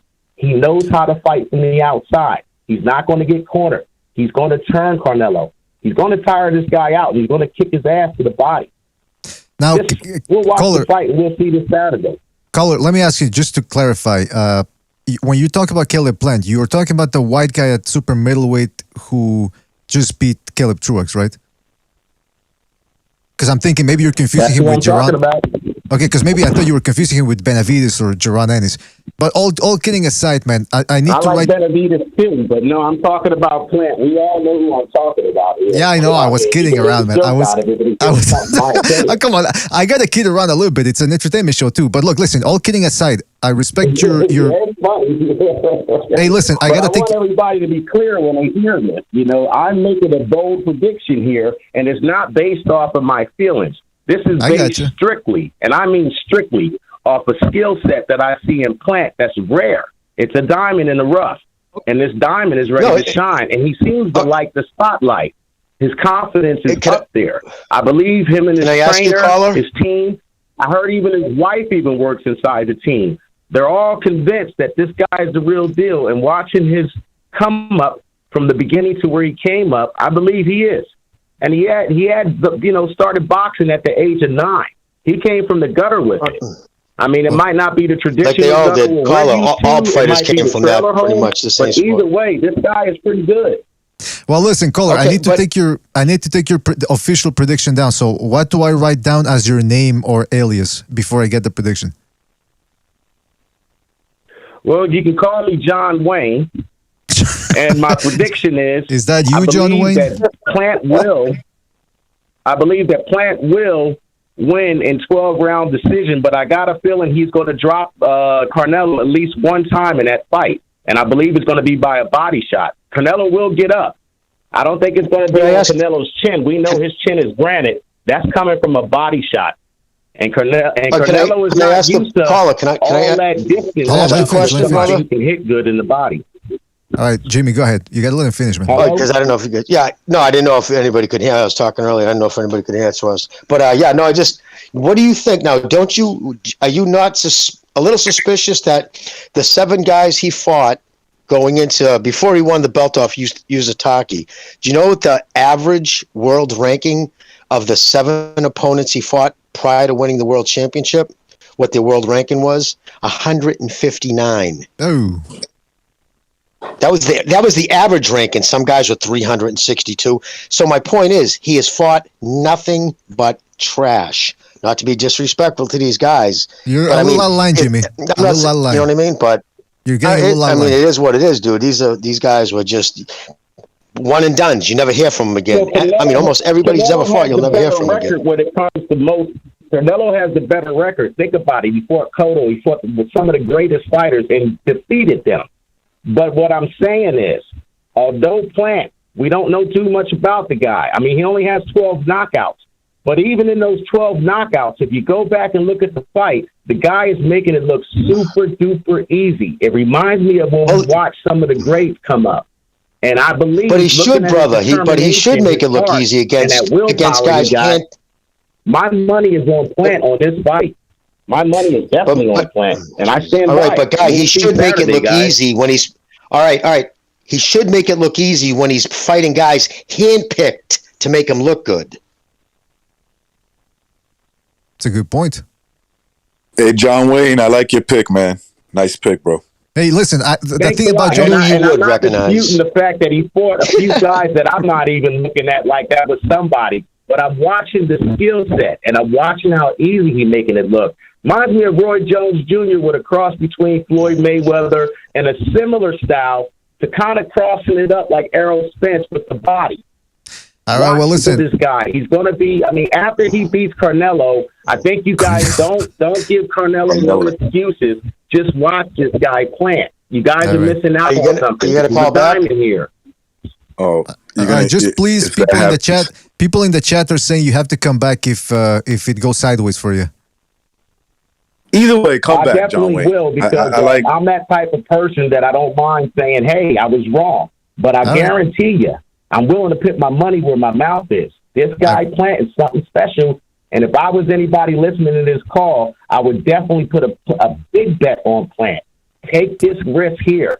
You're not going to have these odds like this too often. Plant is the real deal. He's not scared of Canelo. He's intelligent. He's going to make it look easy, even on Canelo. Watch. It's a bold prediction. I got it. I wrote it down here, Pilgrim, and thank you for your call, man. Call back John next Wayne, time. I gotta say, you convinced me. You convinced me to take a big bet, watching. man. I'm gonna take one. I'm gonna take a big bet down. I'm gonna put it on Plant. You convinced me, man. You really did. I'm 50 years old. I've been watching boxing all my life, and I mean literally all my life. I know could a tell, good man. one when I see one, and I know can tell, somebody who got those eyes. Those eyes are killers. He's eyes ready don't for lie. a dog fight. I'm not betting my house, but I'm gonna put a bet down for sure. Absolutely. Well, listen, John, thank you for your call. We'll catch you in the next one, man. Take it easy. Take it easy, guys. Yeah, I think some people in the chat are saying maybe he snuck into Grandpa's moonshine cabinet. I mean, all right, let's go to... Hey, don't forget to hit the like button, fellas. Hit the like Real button. quick, if I had to bet my house, I'm betting Canelo. But I'm saying a bet that I could put down. I think this guy is very articulate. You know, even if people don't agree with him, it's worth taking a risk. I will put a bet down. I'm going to put multiple bets down, but I will put a bet down that Plant beats him for sure. You can't. The odds they're too good. Is that you, John Wayne? Is this me? Who said that? All right, let's go to. We got a couple. Like Dwight. Oh yeah, maybe that was him. Hey, 747. You're on the air. 747. What's on your mind? Yo, BDA, this is Jay Money. How you guys doing? Doing fantastic, everything's man. going all right. But Platt. Jay Money, how you reminds me doing? of that guy. What's up, Jim? Platt reminds me of that guy, in McDonald's and all the food chains that have great ideas, but they never amount to nothing and they never prove it. So meaning like you could have flipped burgers all your life, but that doesn't never mean that you're going to be a CEO or anything like that. So that's the kind of like the point I want to make by that. That his resume is just so trash that going up to Canelo is like going up into like a big board, and you better prove it first before I'm going to believe it. Yeah, that's a good point, man. But I mean, look, listen. What do you think about all these? Well, not all these calls, but we've had 5 callers so far saying that not only does Caleb Plant win, he's going to win easy. What do you think they're seeing that the rest of the boxing was not? I think they just hate Canelo, and they want to see a Mexican lose.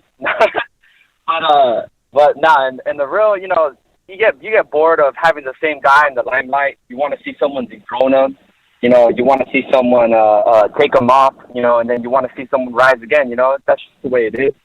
But one thing I'm going to give Plant credit is that he really does have that Black Force energy. We learned that new word yesterday. But if you see his fight when he was in the hood, he didn't quit, and he didn't be like, hey, man, let's be friends. He fought that big guy. He didn't back out, and he fought him. And as someone that knows the hood, fights can go down for the weirdest thing, man. You drop a nickel on someone's shoe, you're already on the floor. You look at someone, they're already looking to kill you. And a lot of those fights, they don't end with, you go to your corner, I go to my corner. They end with someone in the dirt or someone seriously injured. So, this shit right here I ain't give cool, Plant dog. credit because he really does believe in himself. He really does believe in himself, and that's why he's looking, all roided to shreds.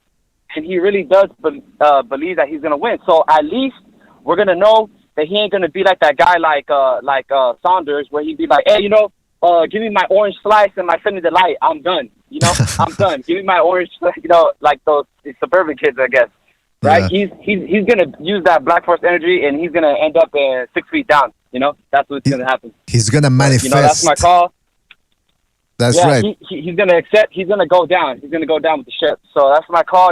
I believe it's gonna be a knockout in the 8th round. All right, 8th Have round. a good one, Jay Money. Fantastic. I got your prediction down there. Thank you, guys. Take care. Money. Take it easy, man. This could be a Wilder Fury 3 type of fight, right? Where the guy just believes in himself, and you got to fucking kill him, right? And we believe that Canelo has that energy, right? Like, if you want to get killed, I can kill you. That's not a problem, even if I have to walk through some danger. That there's some guys like that, but we haven't seen Canelo, and at least for me. So what the fuck you saying, have a different opinion. Yeah, what are you saying? What does that mean? I don't know, man. Who's coming at me like that? What's going on? No, but I'm asking you, what do you mean exactly? Like that person? Nobody hasn't really put up like long enough resistance on Canelo since the Triple G fight. All these guys look weak. You know, they look weak. They look mentally weak. Like they were defeated before the fight. You know what I'm saying? So this guy Caleb Plant is not. He doesn't want to be Canelo's friend. You know, he has that type of energy that he wants to beat him. So maybe that could make just the energy alone and him being well prepared. That could be enough to give a good fight, even if it goes 5 rounds. Canelo knocks him out in 5 rounds. You get what I'm saying? I get exactly what you're saying. Who knows what could happen in that time period? A lot could happen. So, yeah, there's some intrigue there, man. For the very fact that Caleb Plant is talking a lot of shit, and he has like this energy that's like, look, dude, I'm not coming to lay down. You're gonna have to lay me down. You know. Well, it's like Jay Money said, that black energy. Go ahead, Jim. I recognize. If you look with someone to kill you, I'll kill you. I got to tell you, that was precious, dude. Oh yeah. No, listen, we know there are men like that, right? This guy. But just the way you put it, man, that was great. If you look with someone to kill you, I'll kill you. Yeah, I don't have a problem. Like Canelo strikes me as that type of person, right? That whatever it takes, he's gonna do it. He's gonna knock you out if he has to. But yeah, just basically, you know, I want to repeat myself, but yeah, I think that's what makes the fight intriguing. It is a mismatch when you look at it on paper, though. It is, you know. Well, listen, I gotta warn everybody out there because I see a lot of people laughing at those who are picking Caleb Plant. If those people get it right, you're never gonna hear the end of it. That's all I'm saying. And you know what I find interesting? I find very interesting. I don't know if you guys picked up on it. But I really find interesting Caleb Plant's fan base. I don't think it's so much, like I said in the beginning, I don't think it's so much a Caleb Plant fan base as much as people just want to see Canelo lose. Right. But I don't know if you notice, it's like, it's a lot of brothers, bro. Oh, okay. A lot of brothers going for Caleb Plant, which is, I'm not saying is a bad thing. That's a good thing, you know? Right. They're getting behind their American fighter, you know. That's now, right. if he loses, I hope they keep the same energy like they did for Wilder, you know. Absolutely, man. Absolutely. Let's go to 310 here. 310, you're on the air. 310, you're on the air. What's on your mind? Can you hear me? Yes, indeed. Oh, all right. So my prediction for the fight is I have Canelo stopping Caleb Plant to the body. I want to say like 7 or 9. It could be to the head, but I see more likely to the body. And what I think is going to happen is obviously in the earlier rounds, I think Caleb's going to have some success. But the thing I also see happening is that Caleb in his attack, he likes to throw the hook a lot. And he likes to double up on it too. I've noticed it. And that's extremely bad too, because with Canelo, out of the two, I think Canelo's the more efficient and more deadly with his left hook. I feel Caleb Plant tries to create more like of distractions with his left hook. Obviously, he's trying to hurt you, but I feel like he uses it for like 2 things. And as for Canelo, he really has bad. Well, not to say bad intentions, but I'm gonna say has a purpose with it in throwing his left hook. And I don't know if you remember from the Triple G fight when the second one, when he throws like a beautiful left hook, like he drops his arm and he makes it look like he's gonna go through the body, but then he mid like punch, he changes it and he ends up cracking Triple G. I know obviously Triple G and Plant are 2 different people, but the thing about Plant is too. That's a good observation that you made about the left hook, man. You know, Al Bernstein always says, "Don't hook with a hooker." You can do a lot of things with a hooker. Trust me, I know. But you do not hook with a hooker. And that's a very good point. Hey, by the way, so you said your prediction, Canelo stoppage to the body, probably to the body, 7th, 9th. So what's your alias or nickname? Well, I'm Jesse. I called yesterday, but you just call me Jesse. Jeffy? Or whatever, I don't know. Yeah. I don't see that on the... But, maybe you didn't leave it. All right, Jeffy. I had gotten to the... the Discord, but I kicked me out by accident. I don't know what happened. I don't know either, man. Maybe I kept on asking too much to get on the call or something. No, I don't think.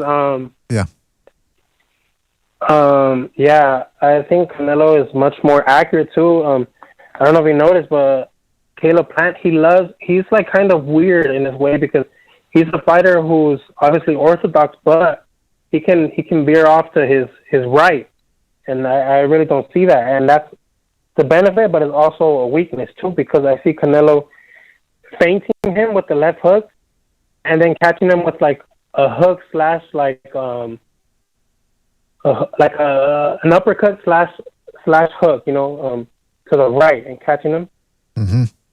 And I also wanted to say that as for like the whole thing with Caleb Plant throwing out the jab, I feel like in the Wisconsin fight, the Wisconsin had no head movement whatsoever. Like there was maybe like a little like changing levels here and there, like moving a little to the side, but I feel like that's like nothing. Canelo in the Billy Joe in the BJ Saunders fight, I don't know if you could see, but he was doing a lot of feints, and that's what led to the uppercut.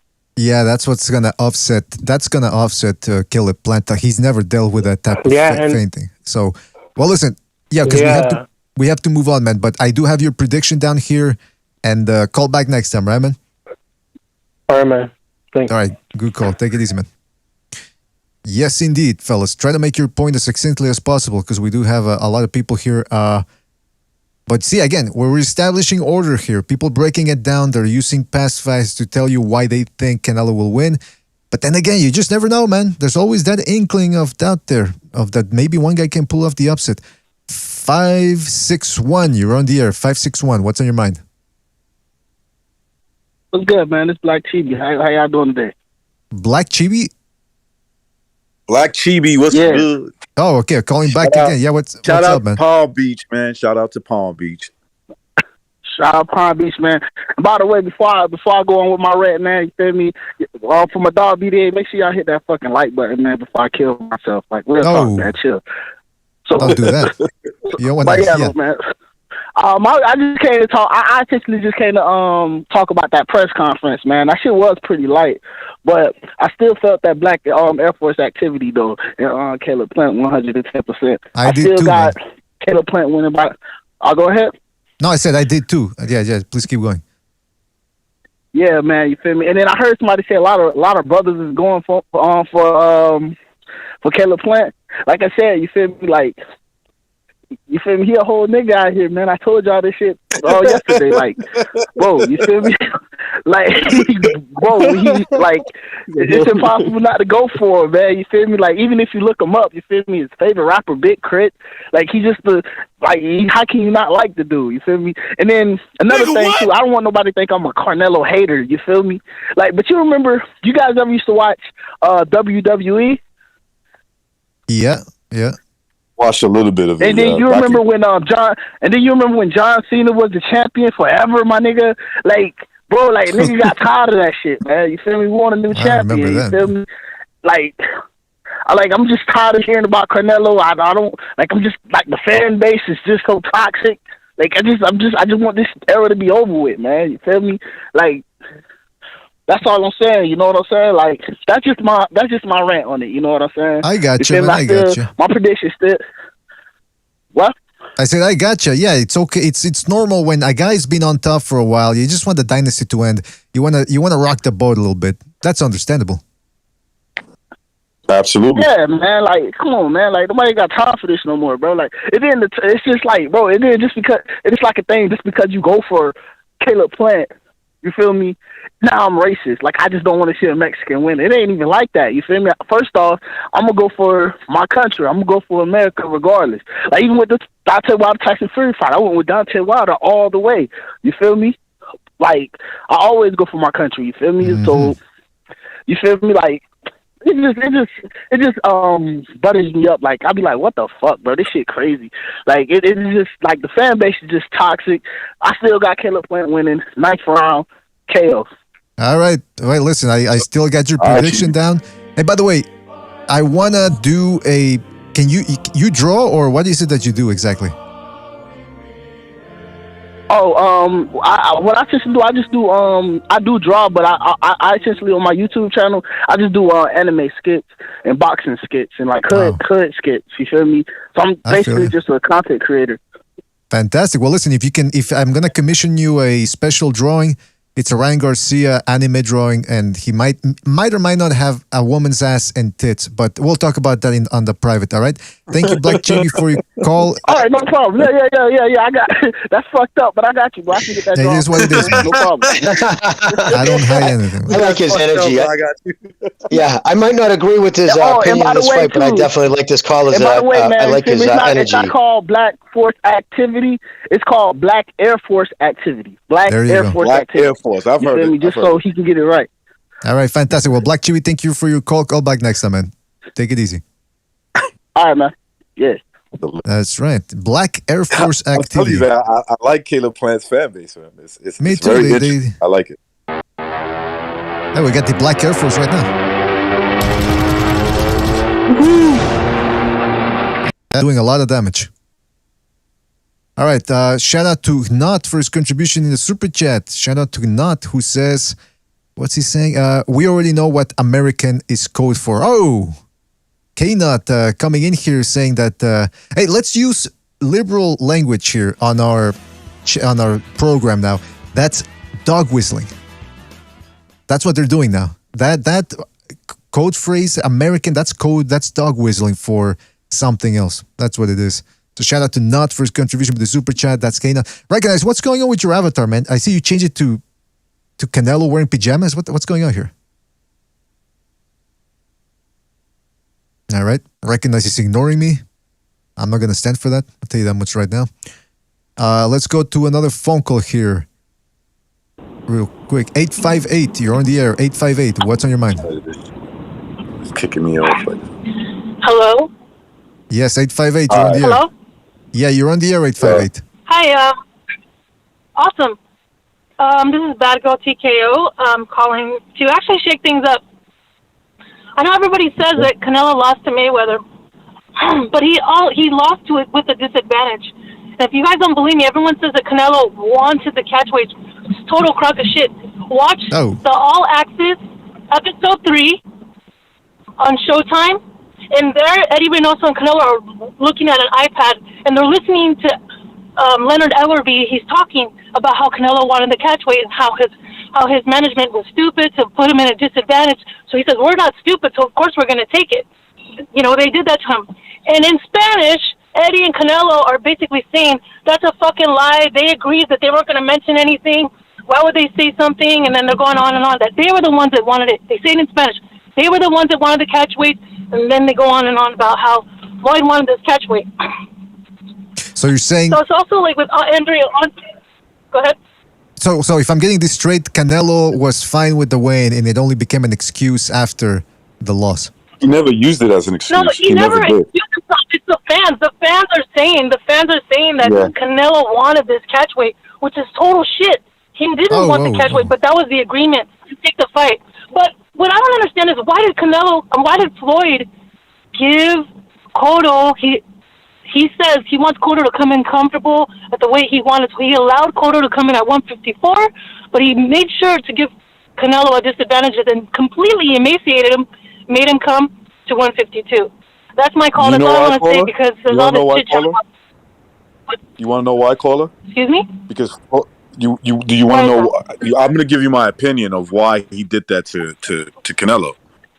He did that to Canelo for two reasons. Number one, he understood that he was pretty strong guy for that weight class, right?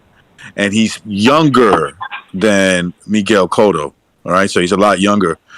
And so he also knew that he was having problems making 154, because if you look after that fight, he never fought at 54. Right.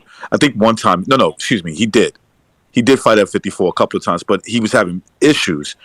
And that's when the whole Canelo catchweight came, the 155, etc. So he did it for that reason, and I think the last reason he kind of knew that Canelo was going to be the A side when he leaves in terms of politics. So he wanted to teach him how to get disadvantages over fighters in the future. That's my opinion. Okay, I can live with that. Taught him. But see, a lot of fans don't see it that way, but I can understand that. Yep. Hey, caller, I gotta tell you, people in the chat are saying you're a Canelo fangirl. Would you agree or disagree with that? You wanna fight back a little bit there? You know what? Over time, you just kind of have to respect things. Like, I used to love Floyd, but there's like a personal side of Floyd that I don't like. But I do. How can you not like his boxing? You know what I mean? Like watching Floyd. In fact, the Floyd versus Canelo was a work of art. Like if you see Floyd in that fight, it's just like he's like he fought perfectly. Like there was no I've never seen Floyd that good in a sense. Like because he didn't make a mistake. So Hey, I gotta ask you something. Yeah. So I can. Yeah. While you're here, we need a female perspective we don't usually get. If Rolly Romero, if you met him at one point, let's say you're at the same gym or a function or whatever, and you start talking to the guy, all of a sudden you need to go somewhere, and there's no cabs available, no bus, and he offers you a ride home. Would you take it, or just looking at his face? Is it the face of some? Oh, you would. I would. All right. Now, is it? Does he seem like? Does he seem like that likable fella? Very affable? Yeah, he does. And plus, he seems like he's funny. So I can see where girls would feel like they can trust him. Uh-huh.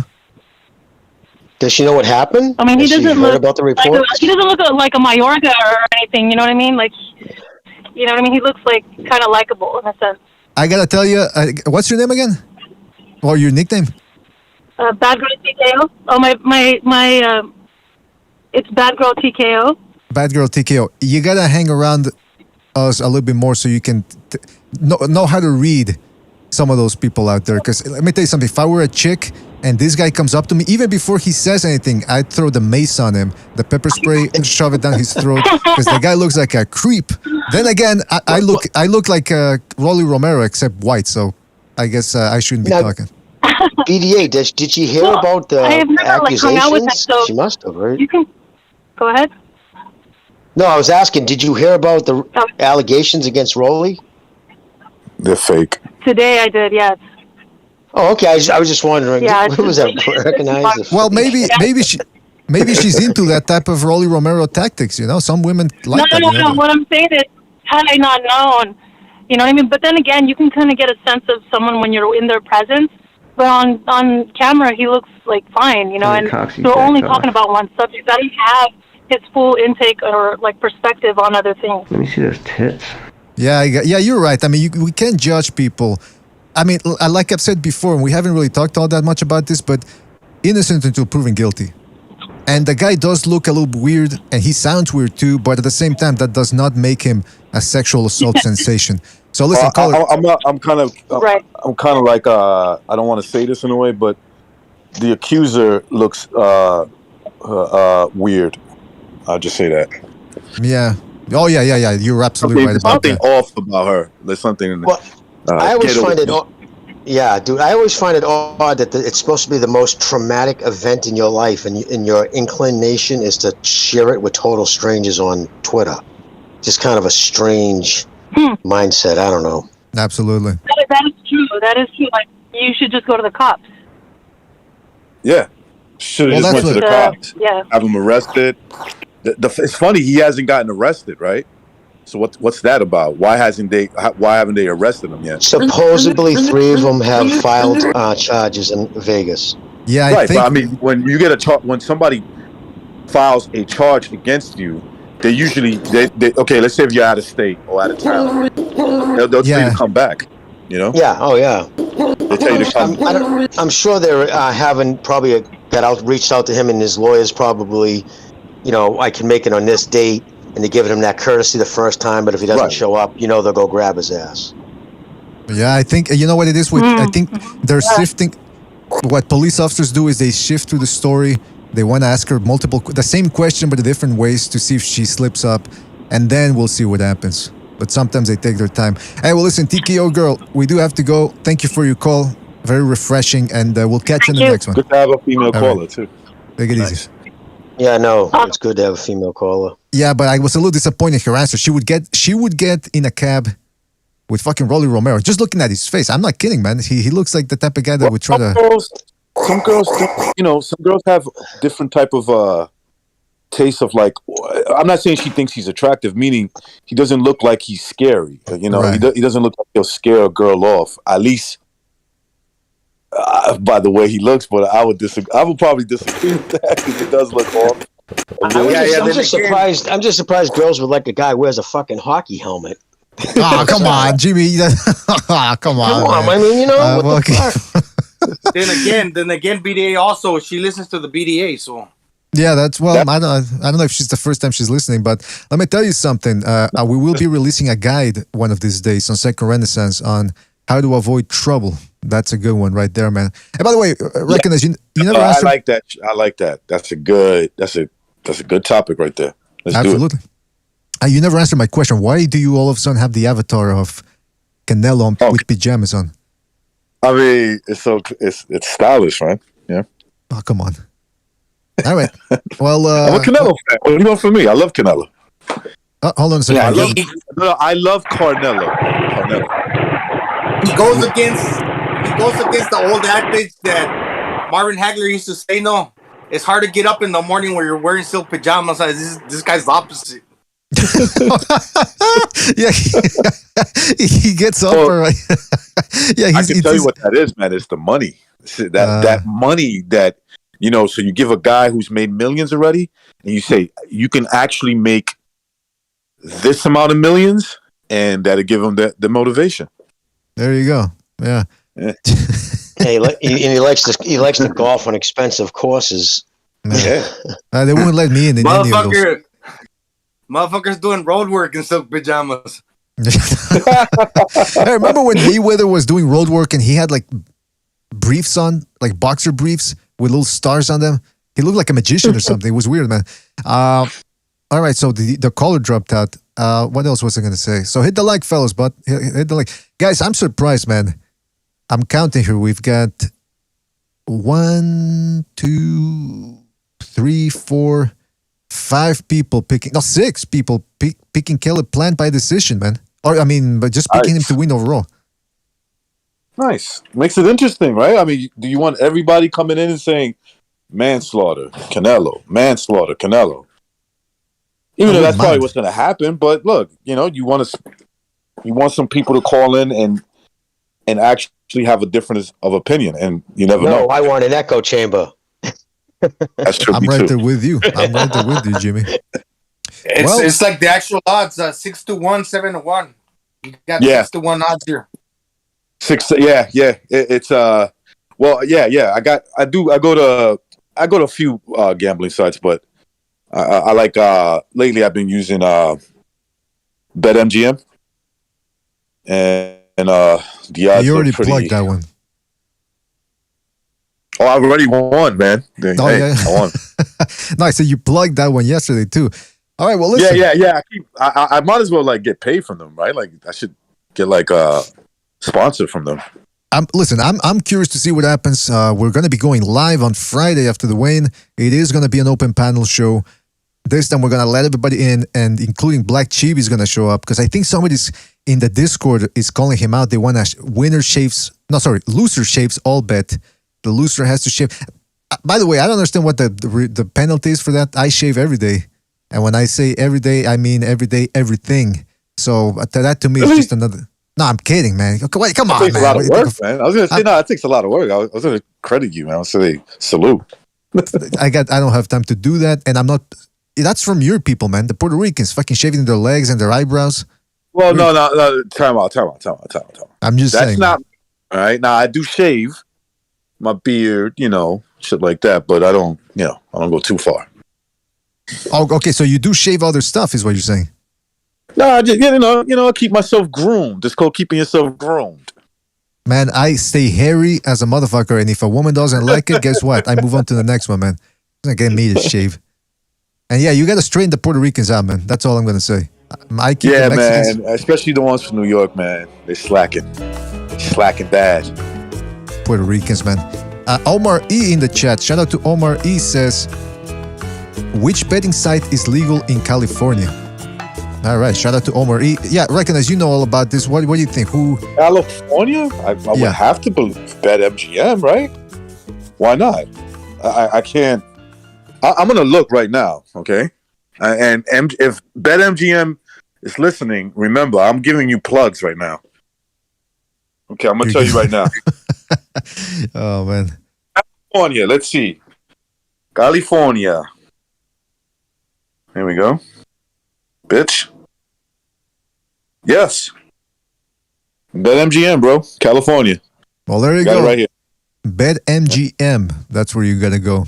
Go to BetMGM. Recognize, swears by it, and I mean, I don't know about only because I want nice. I want a good enough amount of money for the Wilder Fury. First of all, I just gotta say we're not affiliated in any way with that. That's recognizes.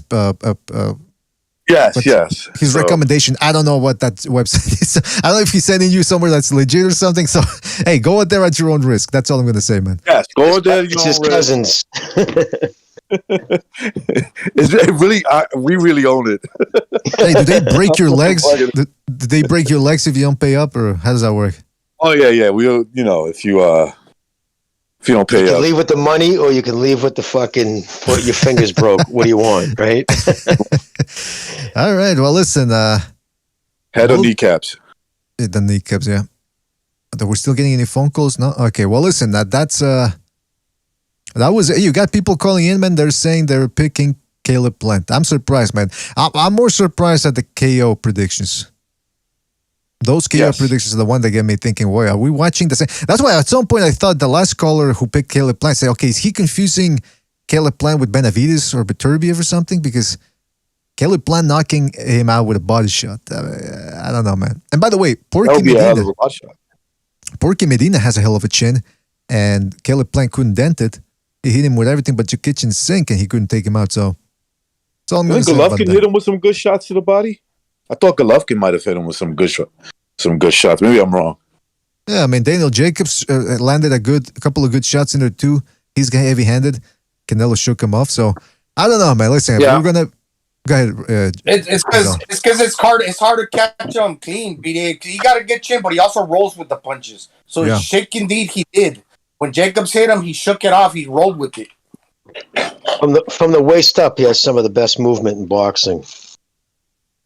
Yeah, and that's also could be considered a feint. The loosey-goosey, bend at the waist, he does throw feints as he's moving in and out, as he's pursuing the target, but also when you're moving to the side, not only is that, defensive, but it's also you're trying to pick your punch to the left or to the right side of the body or to the head.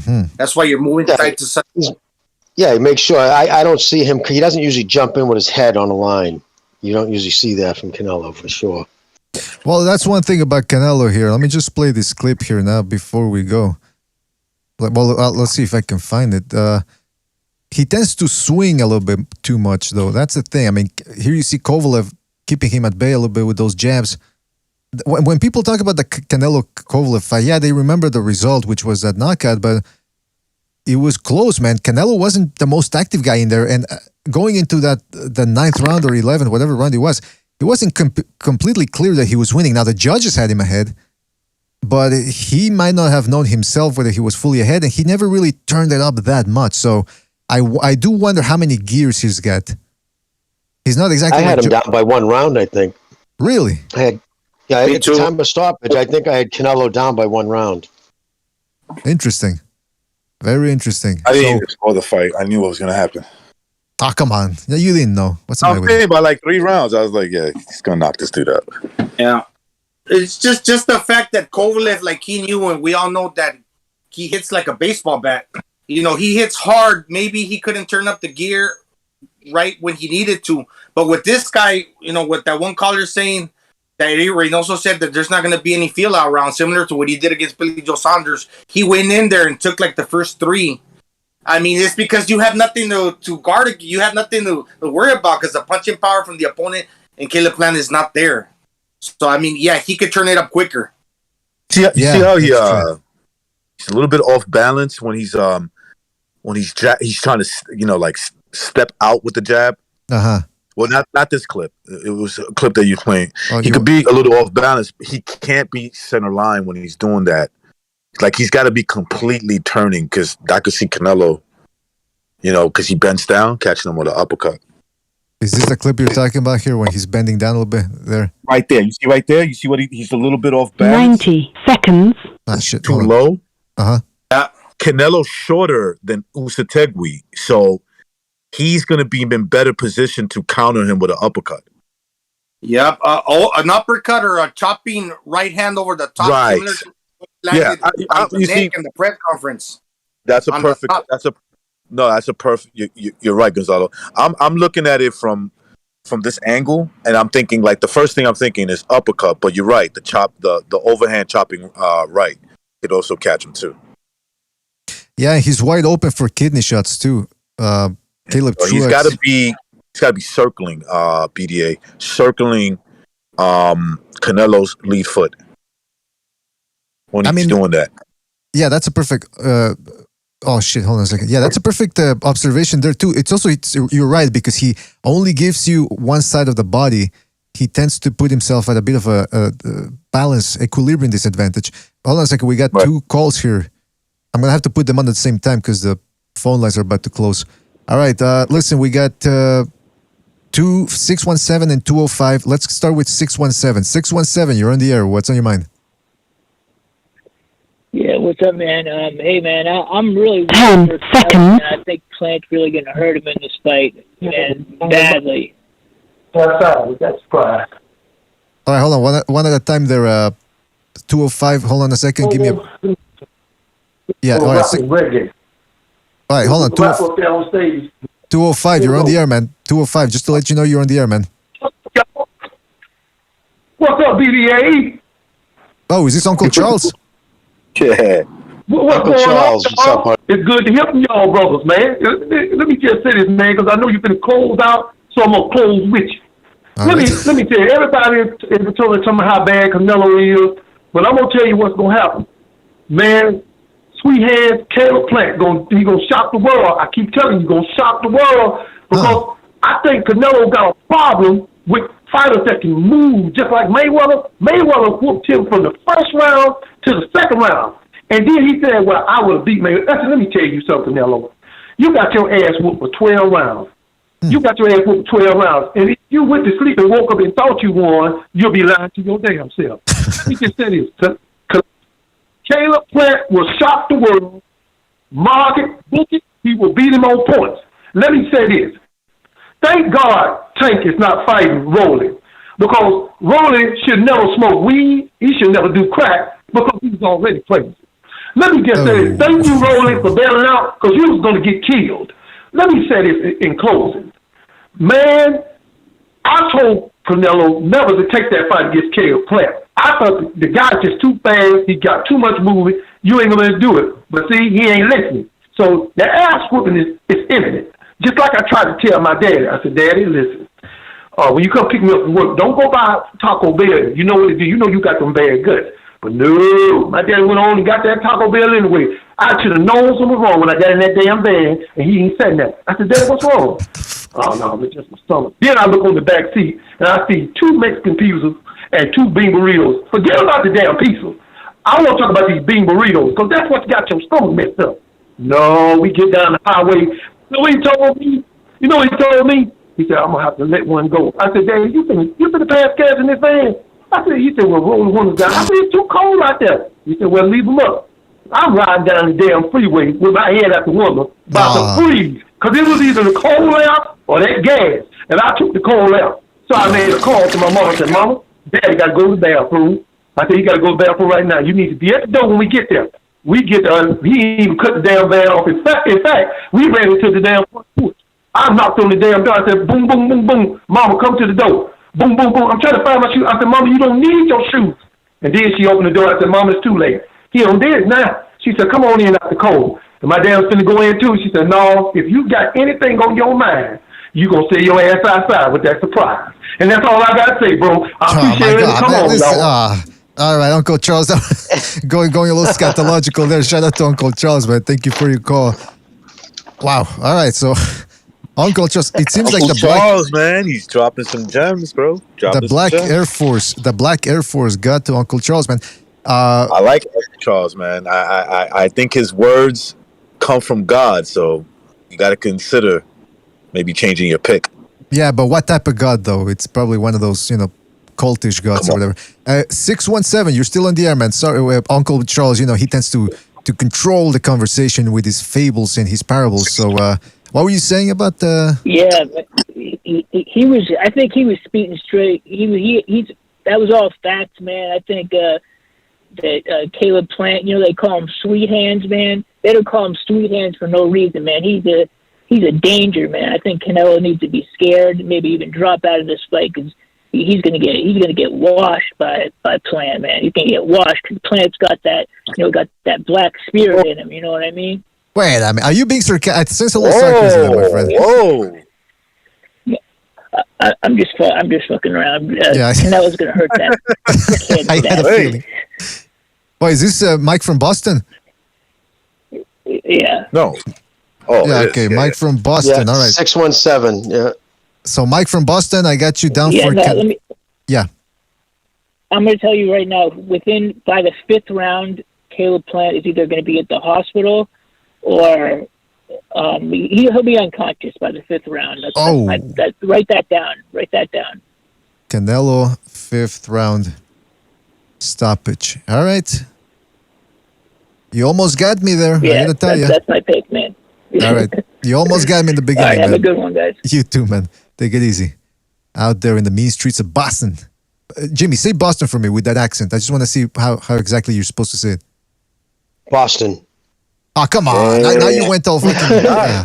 Yeah, Boston. I mean, we just say Boston from Boston, but... No, isn't it Boston? It's Boston. We just got a socialist Democrat mayor yesterday, so we're fucked. Jimmy, let's not get into it, man. Let's not get into it. What's the matter with you? All right. Well, listen, you guys, hold on. I'll be right back. You guys take over for a couple of seconds. Yeah, you like my new profile pic? Okay. Where is it, brother? You don't see me? No. Wait a minute. Where the fuck is it? You don't see me? Wow. No, I only see BDA, Gonzalo, mine, and then I see the Terminator one with glasses. It hasn't made change yet. Yeah, it hasn't made change. That's you, yeah. Yeah, man. I mean, there's a lot of confidence for Caleb Plant. I like it. Honestly, I do like it, man. And you know what? I think Chief said it right when he said, and I understand that philosophy. After a while, people get tired. It's a Tom Brady thing, the Patriots thing. After a while, nobody wants to see the Patriots win. All right, that's enough. Tom Brady, yeah, you're great, but that's enough. The only people who still wanted him to win were the hardcore Tom Brady fans. Everybody else in the country is like, yeah, great. But, well, that's not true because I guess he was favored with Tampa, but that's because it was a new team. I rooted against Tom Brady for a long time and until I saw social media losing their ever-loving minds, and that kind of made me a Brady fan. It's weird. I grew up in New York or Florida, so I don't like Tom Brady, right? Like, naturally, I hated Tom Brady. Exactly. But it's like it gave me a new respect for him. Like, I found myself rooting for him. I think it was against when he won his 6th and his 7th. It was against the Falcons. It was against the Falcons, I think. It was when he came back. With number 6, right? Yeah, yep. Yeah. Because that was the one you said you just can't down 28-3 in the half and come back to win. I remember you saying, how do you deny that? And I'm just posing a theory. Like, it seems weird but he played if you look at it from a football point of view, if you understand what you're looking at, he played really good, right? Like, he did step up from the first half. Yeah. Second. Changed everything. Changed his approach, everything. And yeah, no. I think what you're saying too, and as I agree, you get online and it's the reasoning behind it. You know what I mean? A lot of the hate because of his Tom Brady, and it had nothing to do with his race or anything like that. Exactly. It was because you were in New York, probably a Giants guy or maybe a Jets fan, and neither. You know what I mean? So what? You a Florida team? Well, I like the Cowboys growing up. Cowboys, okay, America's team. Yep, I always loved the Cowboys. Yeah.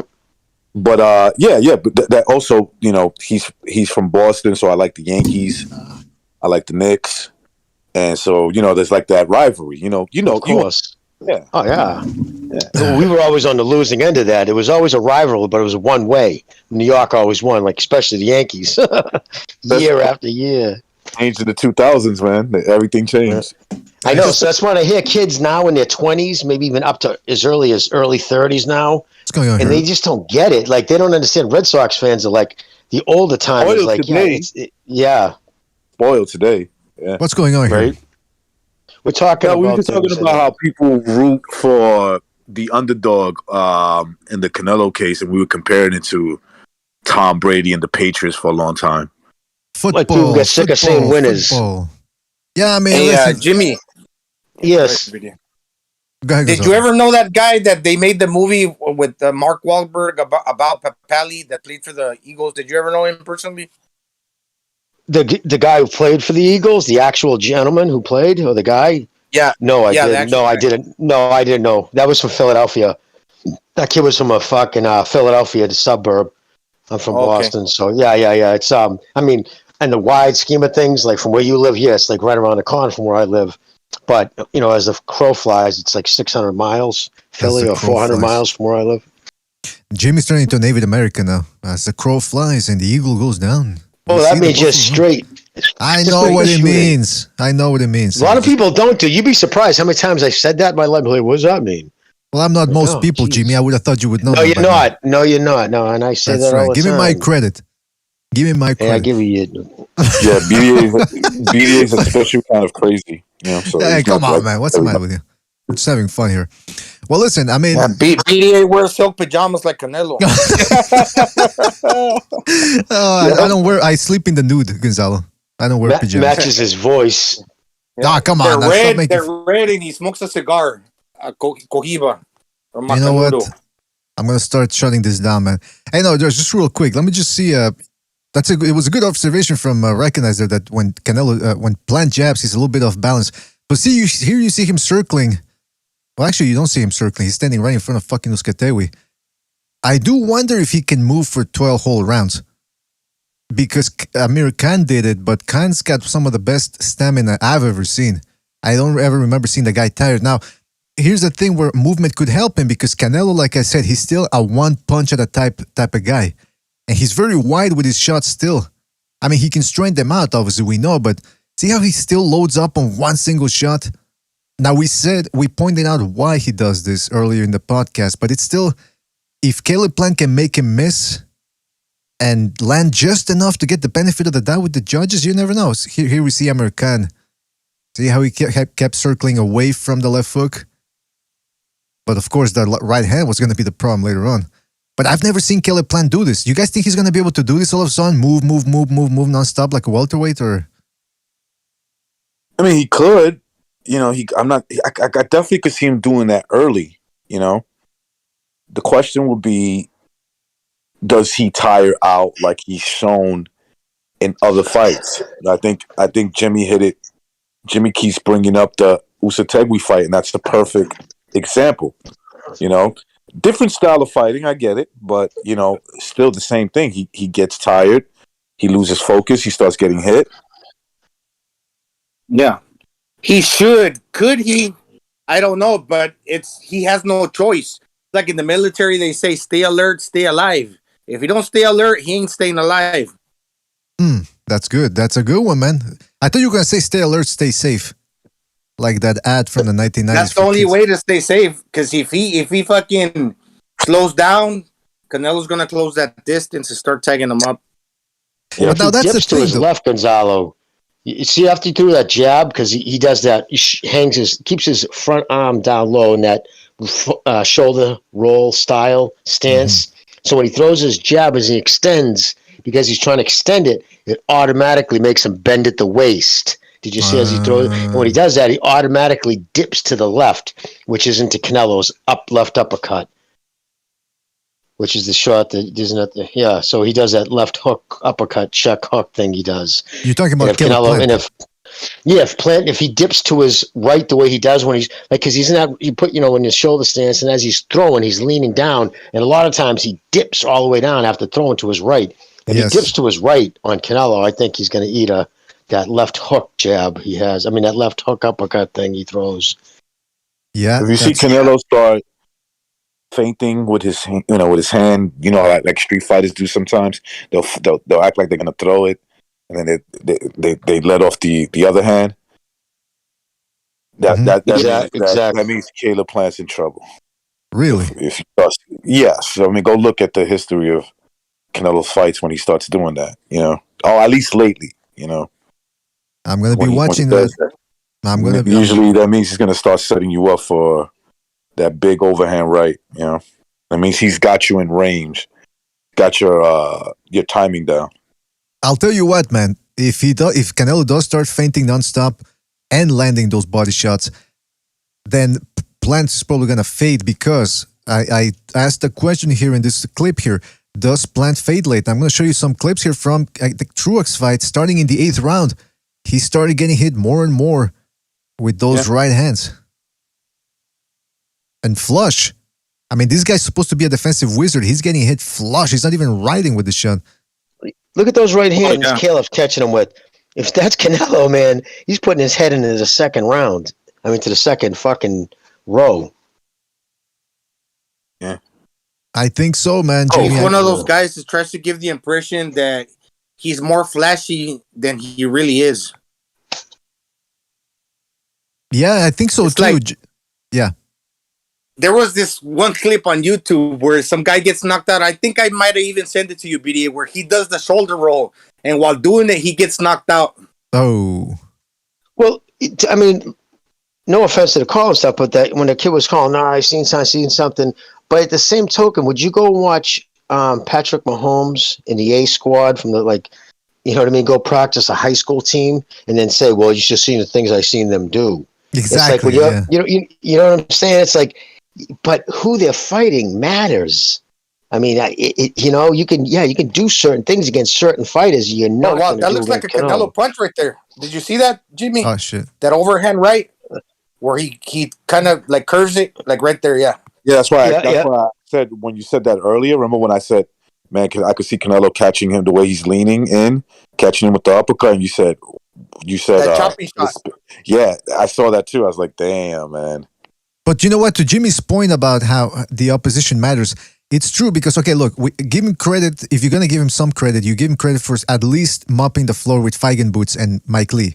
They were completely out of their leagues, and at least Caleb Plant took him out. But the Truex fight, Feigenbutz and Mike Lee never accomplished anything afterwards. I don't think they fought since.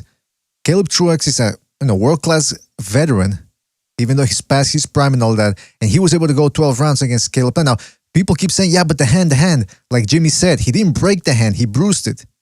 I don't think there was any... Yeah. And who's to say that doesn't happen again? Oh, well, he broke his hand in the first fight, so what's going to stop him from bruising it again? Especially against Canelo's head. He had Caleb Truex on the ropes, and he unleashed like a 10-punch volley. And just imagine, while unleashing that volley at his own will, like nothing was stopping him. Caleb Truex was like defenseless pretty much. I mean, he was blocking some, but he couldn't get rid of him. What do you think he's going to do against Canelo? Canelo's just going to tighten up like a brick wall, and it's not going to mean that Canelo's defenseless. He's only going to wait for Caleb Truex to unleash that 10-punch volley, and then when he's tired out, he's going to catch him. But you know what? He's not even going to attempt to do that. What do you mean by that exactly? Look, he's not going to try to go, throwing everything in the kitchen sink because he knows that Canelo's going to counter him back. So he's not even going to sit down there inside the wheelhouse and throw more than 2-3 punches at a time before trying to skirt out. That's what he should do. It would be foolish.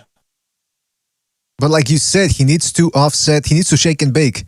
He can't let Canelo plant his... Because one thing we do know from the Lara fight and the Khan fight, and some people say, well, those fights were overrated in terms of how to beat Canelo, but you have to admit, Canelo's a flat-footed guy who needs to be flat-footed to have the power he has. And because he's flat-footed, you can circumvent him. Now, he's going to put pressure on you right away now because he's becoming a bit of a better pressure fighter. But the point remains, if he's not set, or if he's set and you're not there, then it's all over. I mean, not all over, but you got an advantage over them that maybe some Caleb Plant could exploit. The other thing is this, and this is to you guys' point, you were talking about how he leans into shots. Notice how he turns to lean towards his right a lot of the time because of that shoulder roll thing. And hearing against Uzcategui, okay, he's doing well here, moving to the right. But then I'm going to show you a couple of examples where he does it way too often that eventually he does get caught. See here, doing well. Here he starts getting touched up a little bit. Here, look at him. He's in the wheelhouse of Uzcategui. And I know it's 7th round, so he's getting tired. He's got his hands down. Just dipping down, staying there, completely open, catches a shot to the forehead. He cannot be taking too many of those shots from Canelo. They're going to shake him up and they're going to take his legs away. Let's see if I got like Canelo said, man, like Canelo said in the first press conference, almost as if he was he was telling him some prophecy that he's going to fulfill. He's saying, "You are not on my level. You are not on my level. You're not on my level. You're not on my level." So yeah, man. So that's the thing, though. Here you see him there leaning into the. See how he tends to lean all the way onto the right. So Canelo saw Billy Joe Saunders leaning into his left, which is something he did in all his fights, pretty much. Caleb Plant does this in pretty much all his fights as well. Leans towards the right to try to roll with the right. And you know what's dangerous about that? Like you were saying, BDA, that Canelo saw Saunders leaning to the left. He puts his head down to the position where Canelo carries that power with the hooks to the body. Because Canelo's short, he's got the low center of gravity. His punching power upstairs might not be all that what it's cracked up to be, but downstairs it's not underrated. It is legit. He creates a lot of force with them hooks, and if Caleb Plant dips his head low, he's going to be in perfect position to get his head cracked like he did against Billy Joe Saunders, because that's where Canelo's power lies in. That's a good point, man. That's a good point. And if we're seeing it, don't think for a second that Canelo hasn't seen it. All these people that say, no, these fighters that say, I don't watch films, that's not my side. Come on. They're trying to, it's like the guy that says, so I didn't prepare for the exam. I didn't study. Bullshit. You studied, but by telling people that you didn't, it makes your accomplishment all the better. And that's what a lot of these guys do. You know what it is, dude?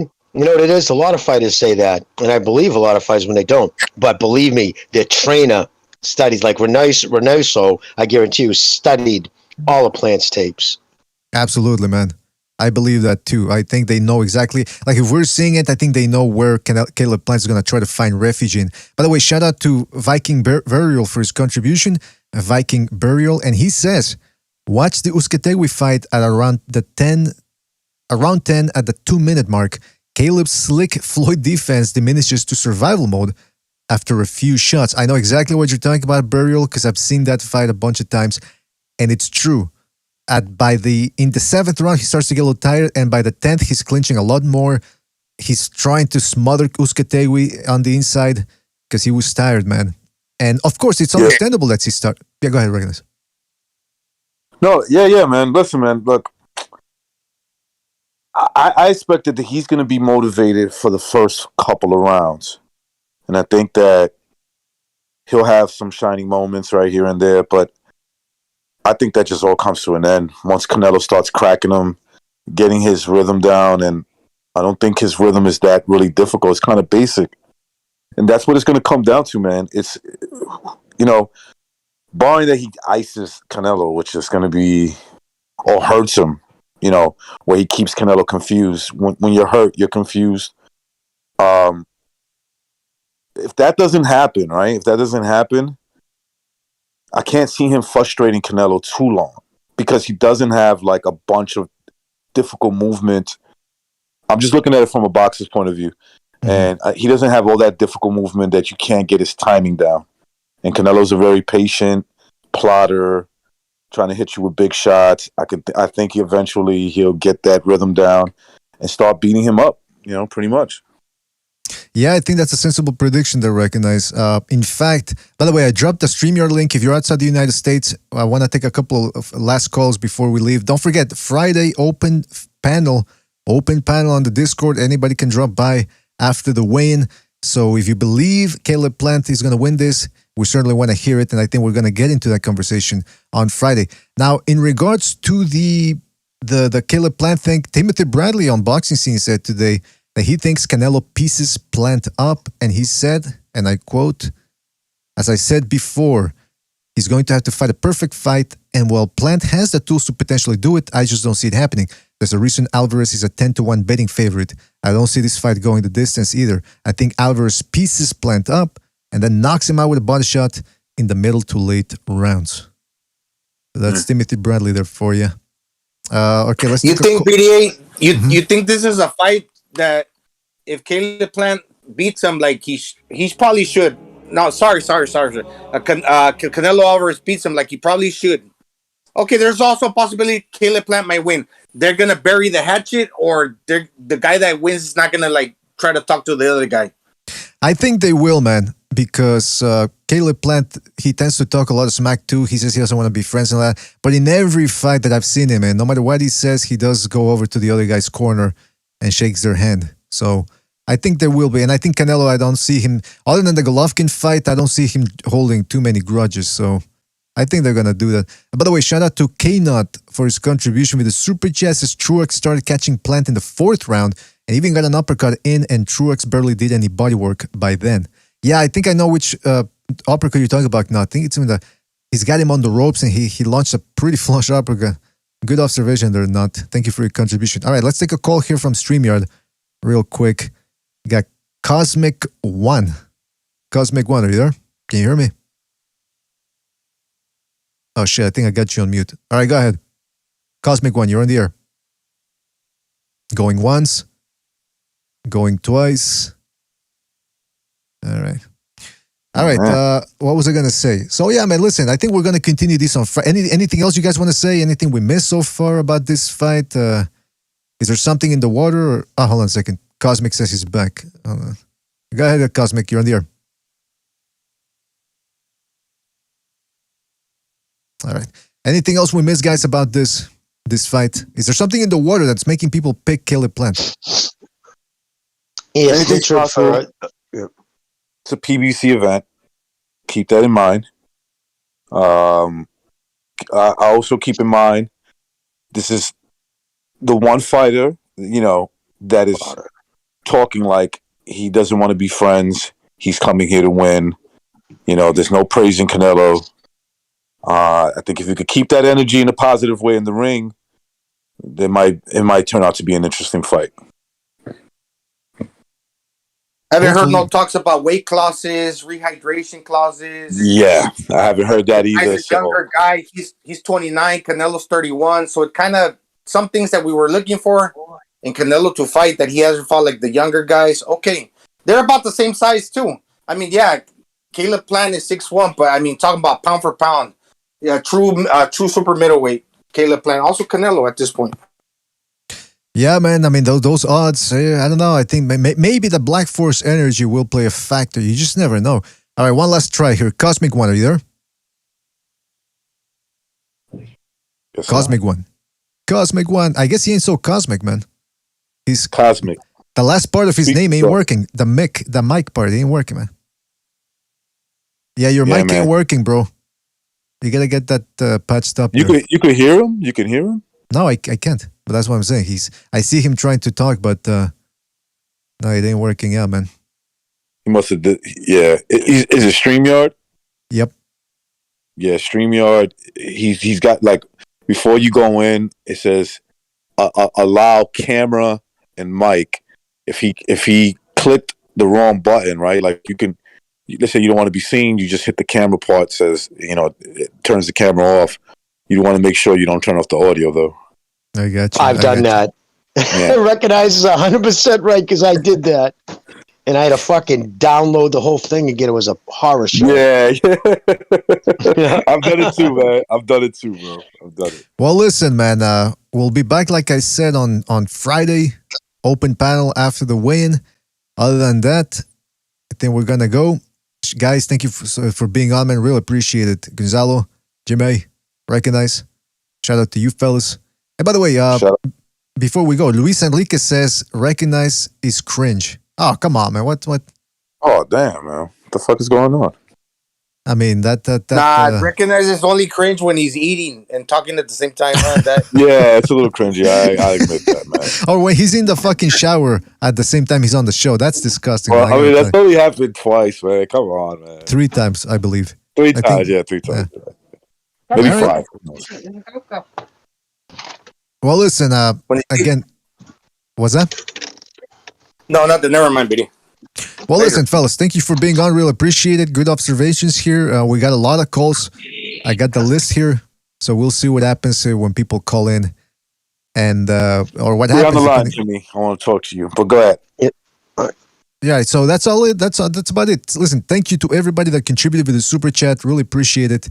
You guys keep the gravy train rolling. Don't forget, you can check this episodes out on Spreaker, iTunes, and salute to the Spotify. great callers, man, that are picking Caleb Plant.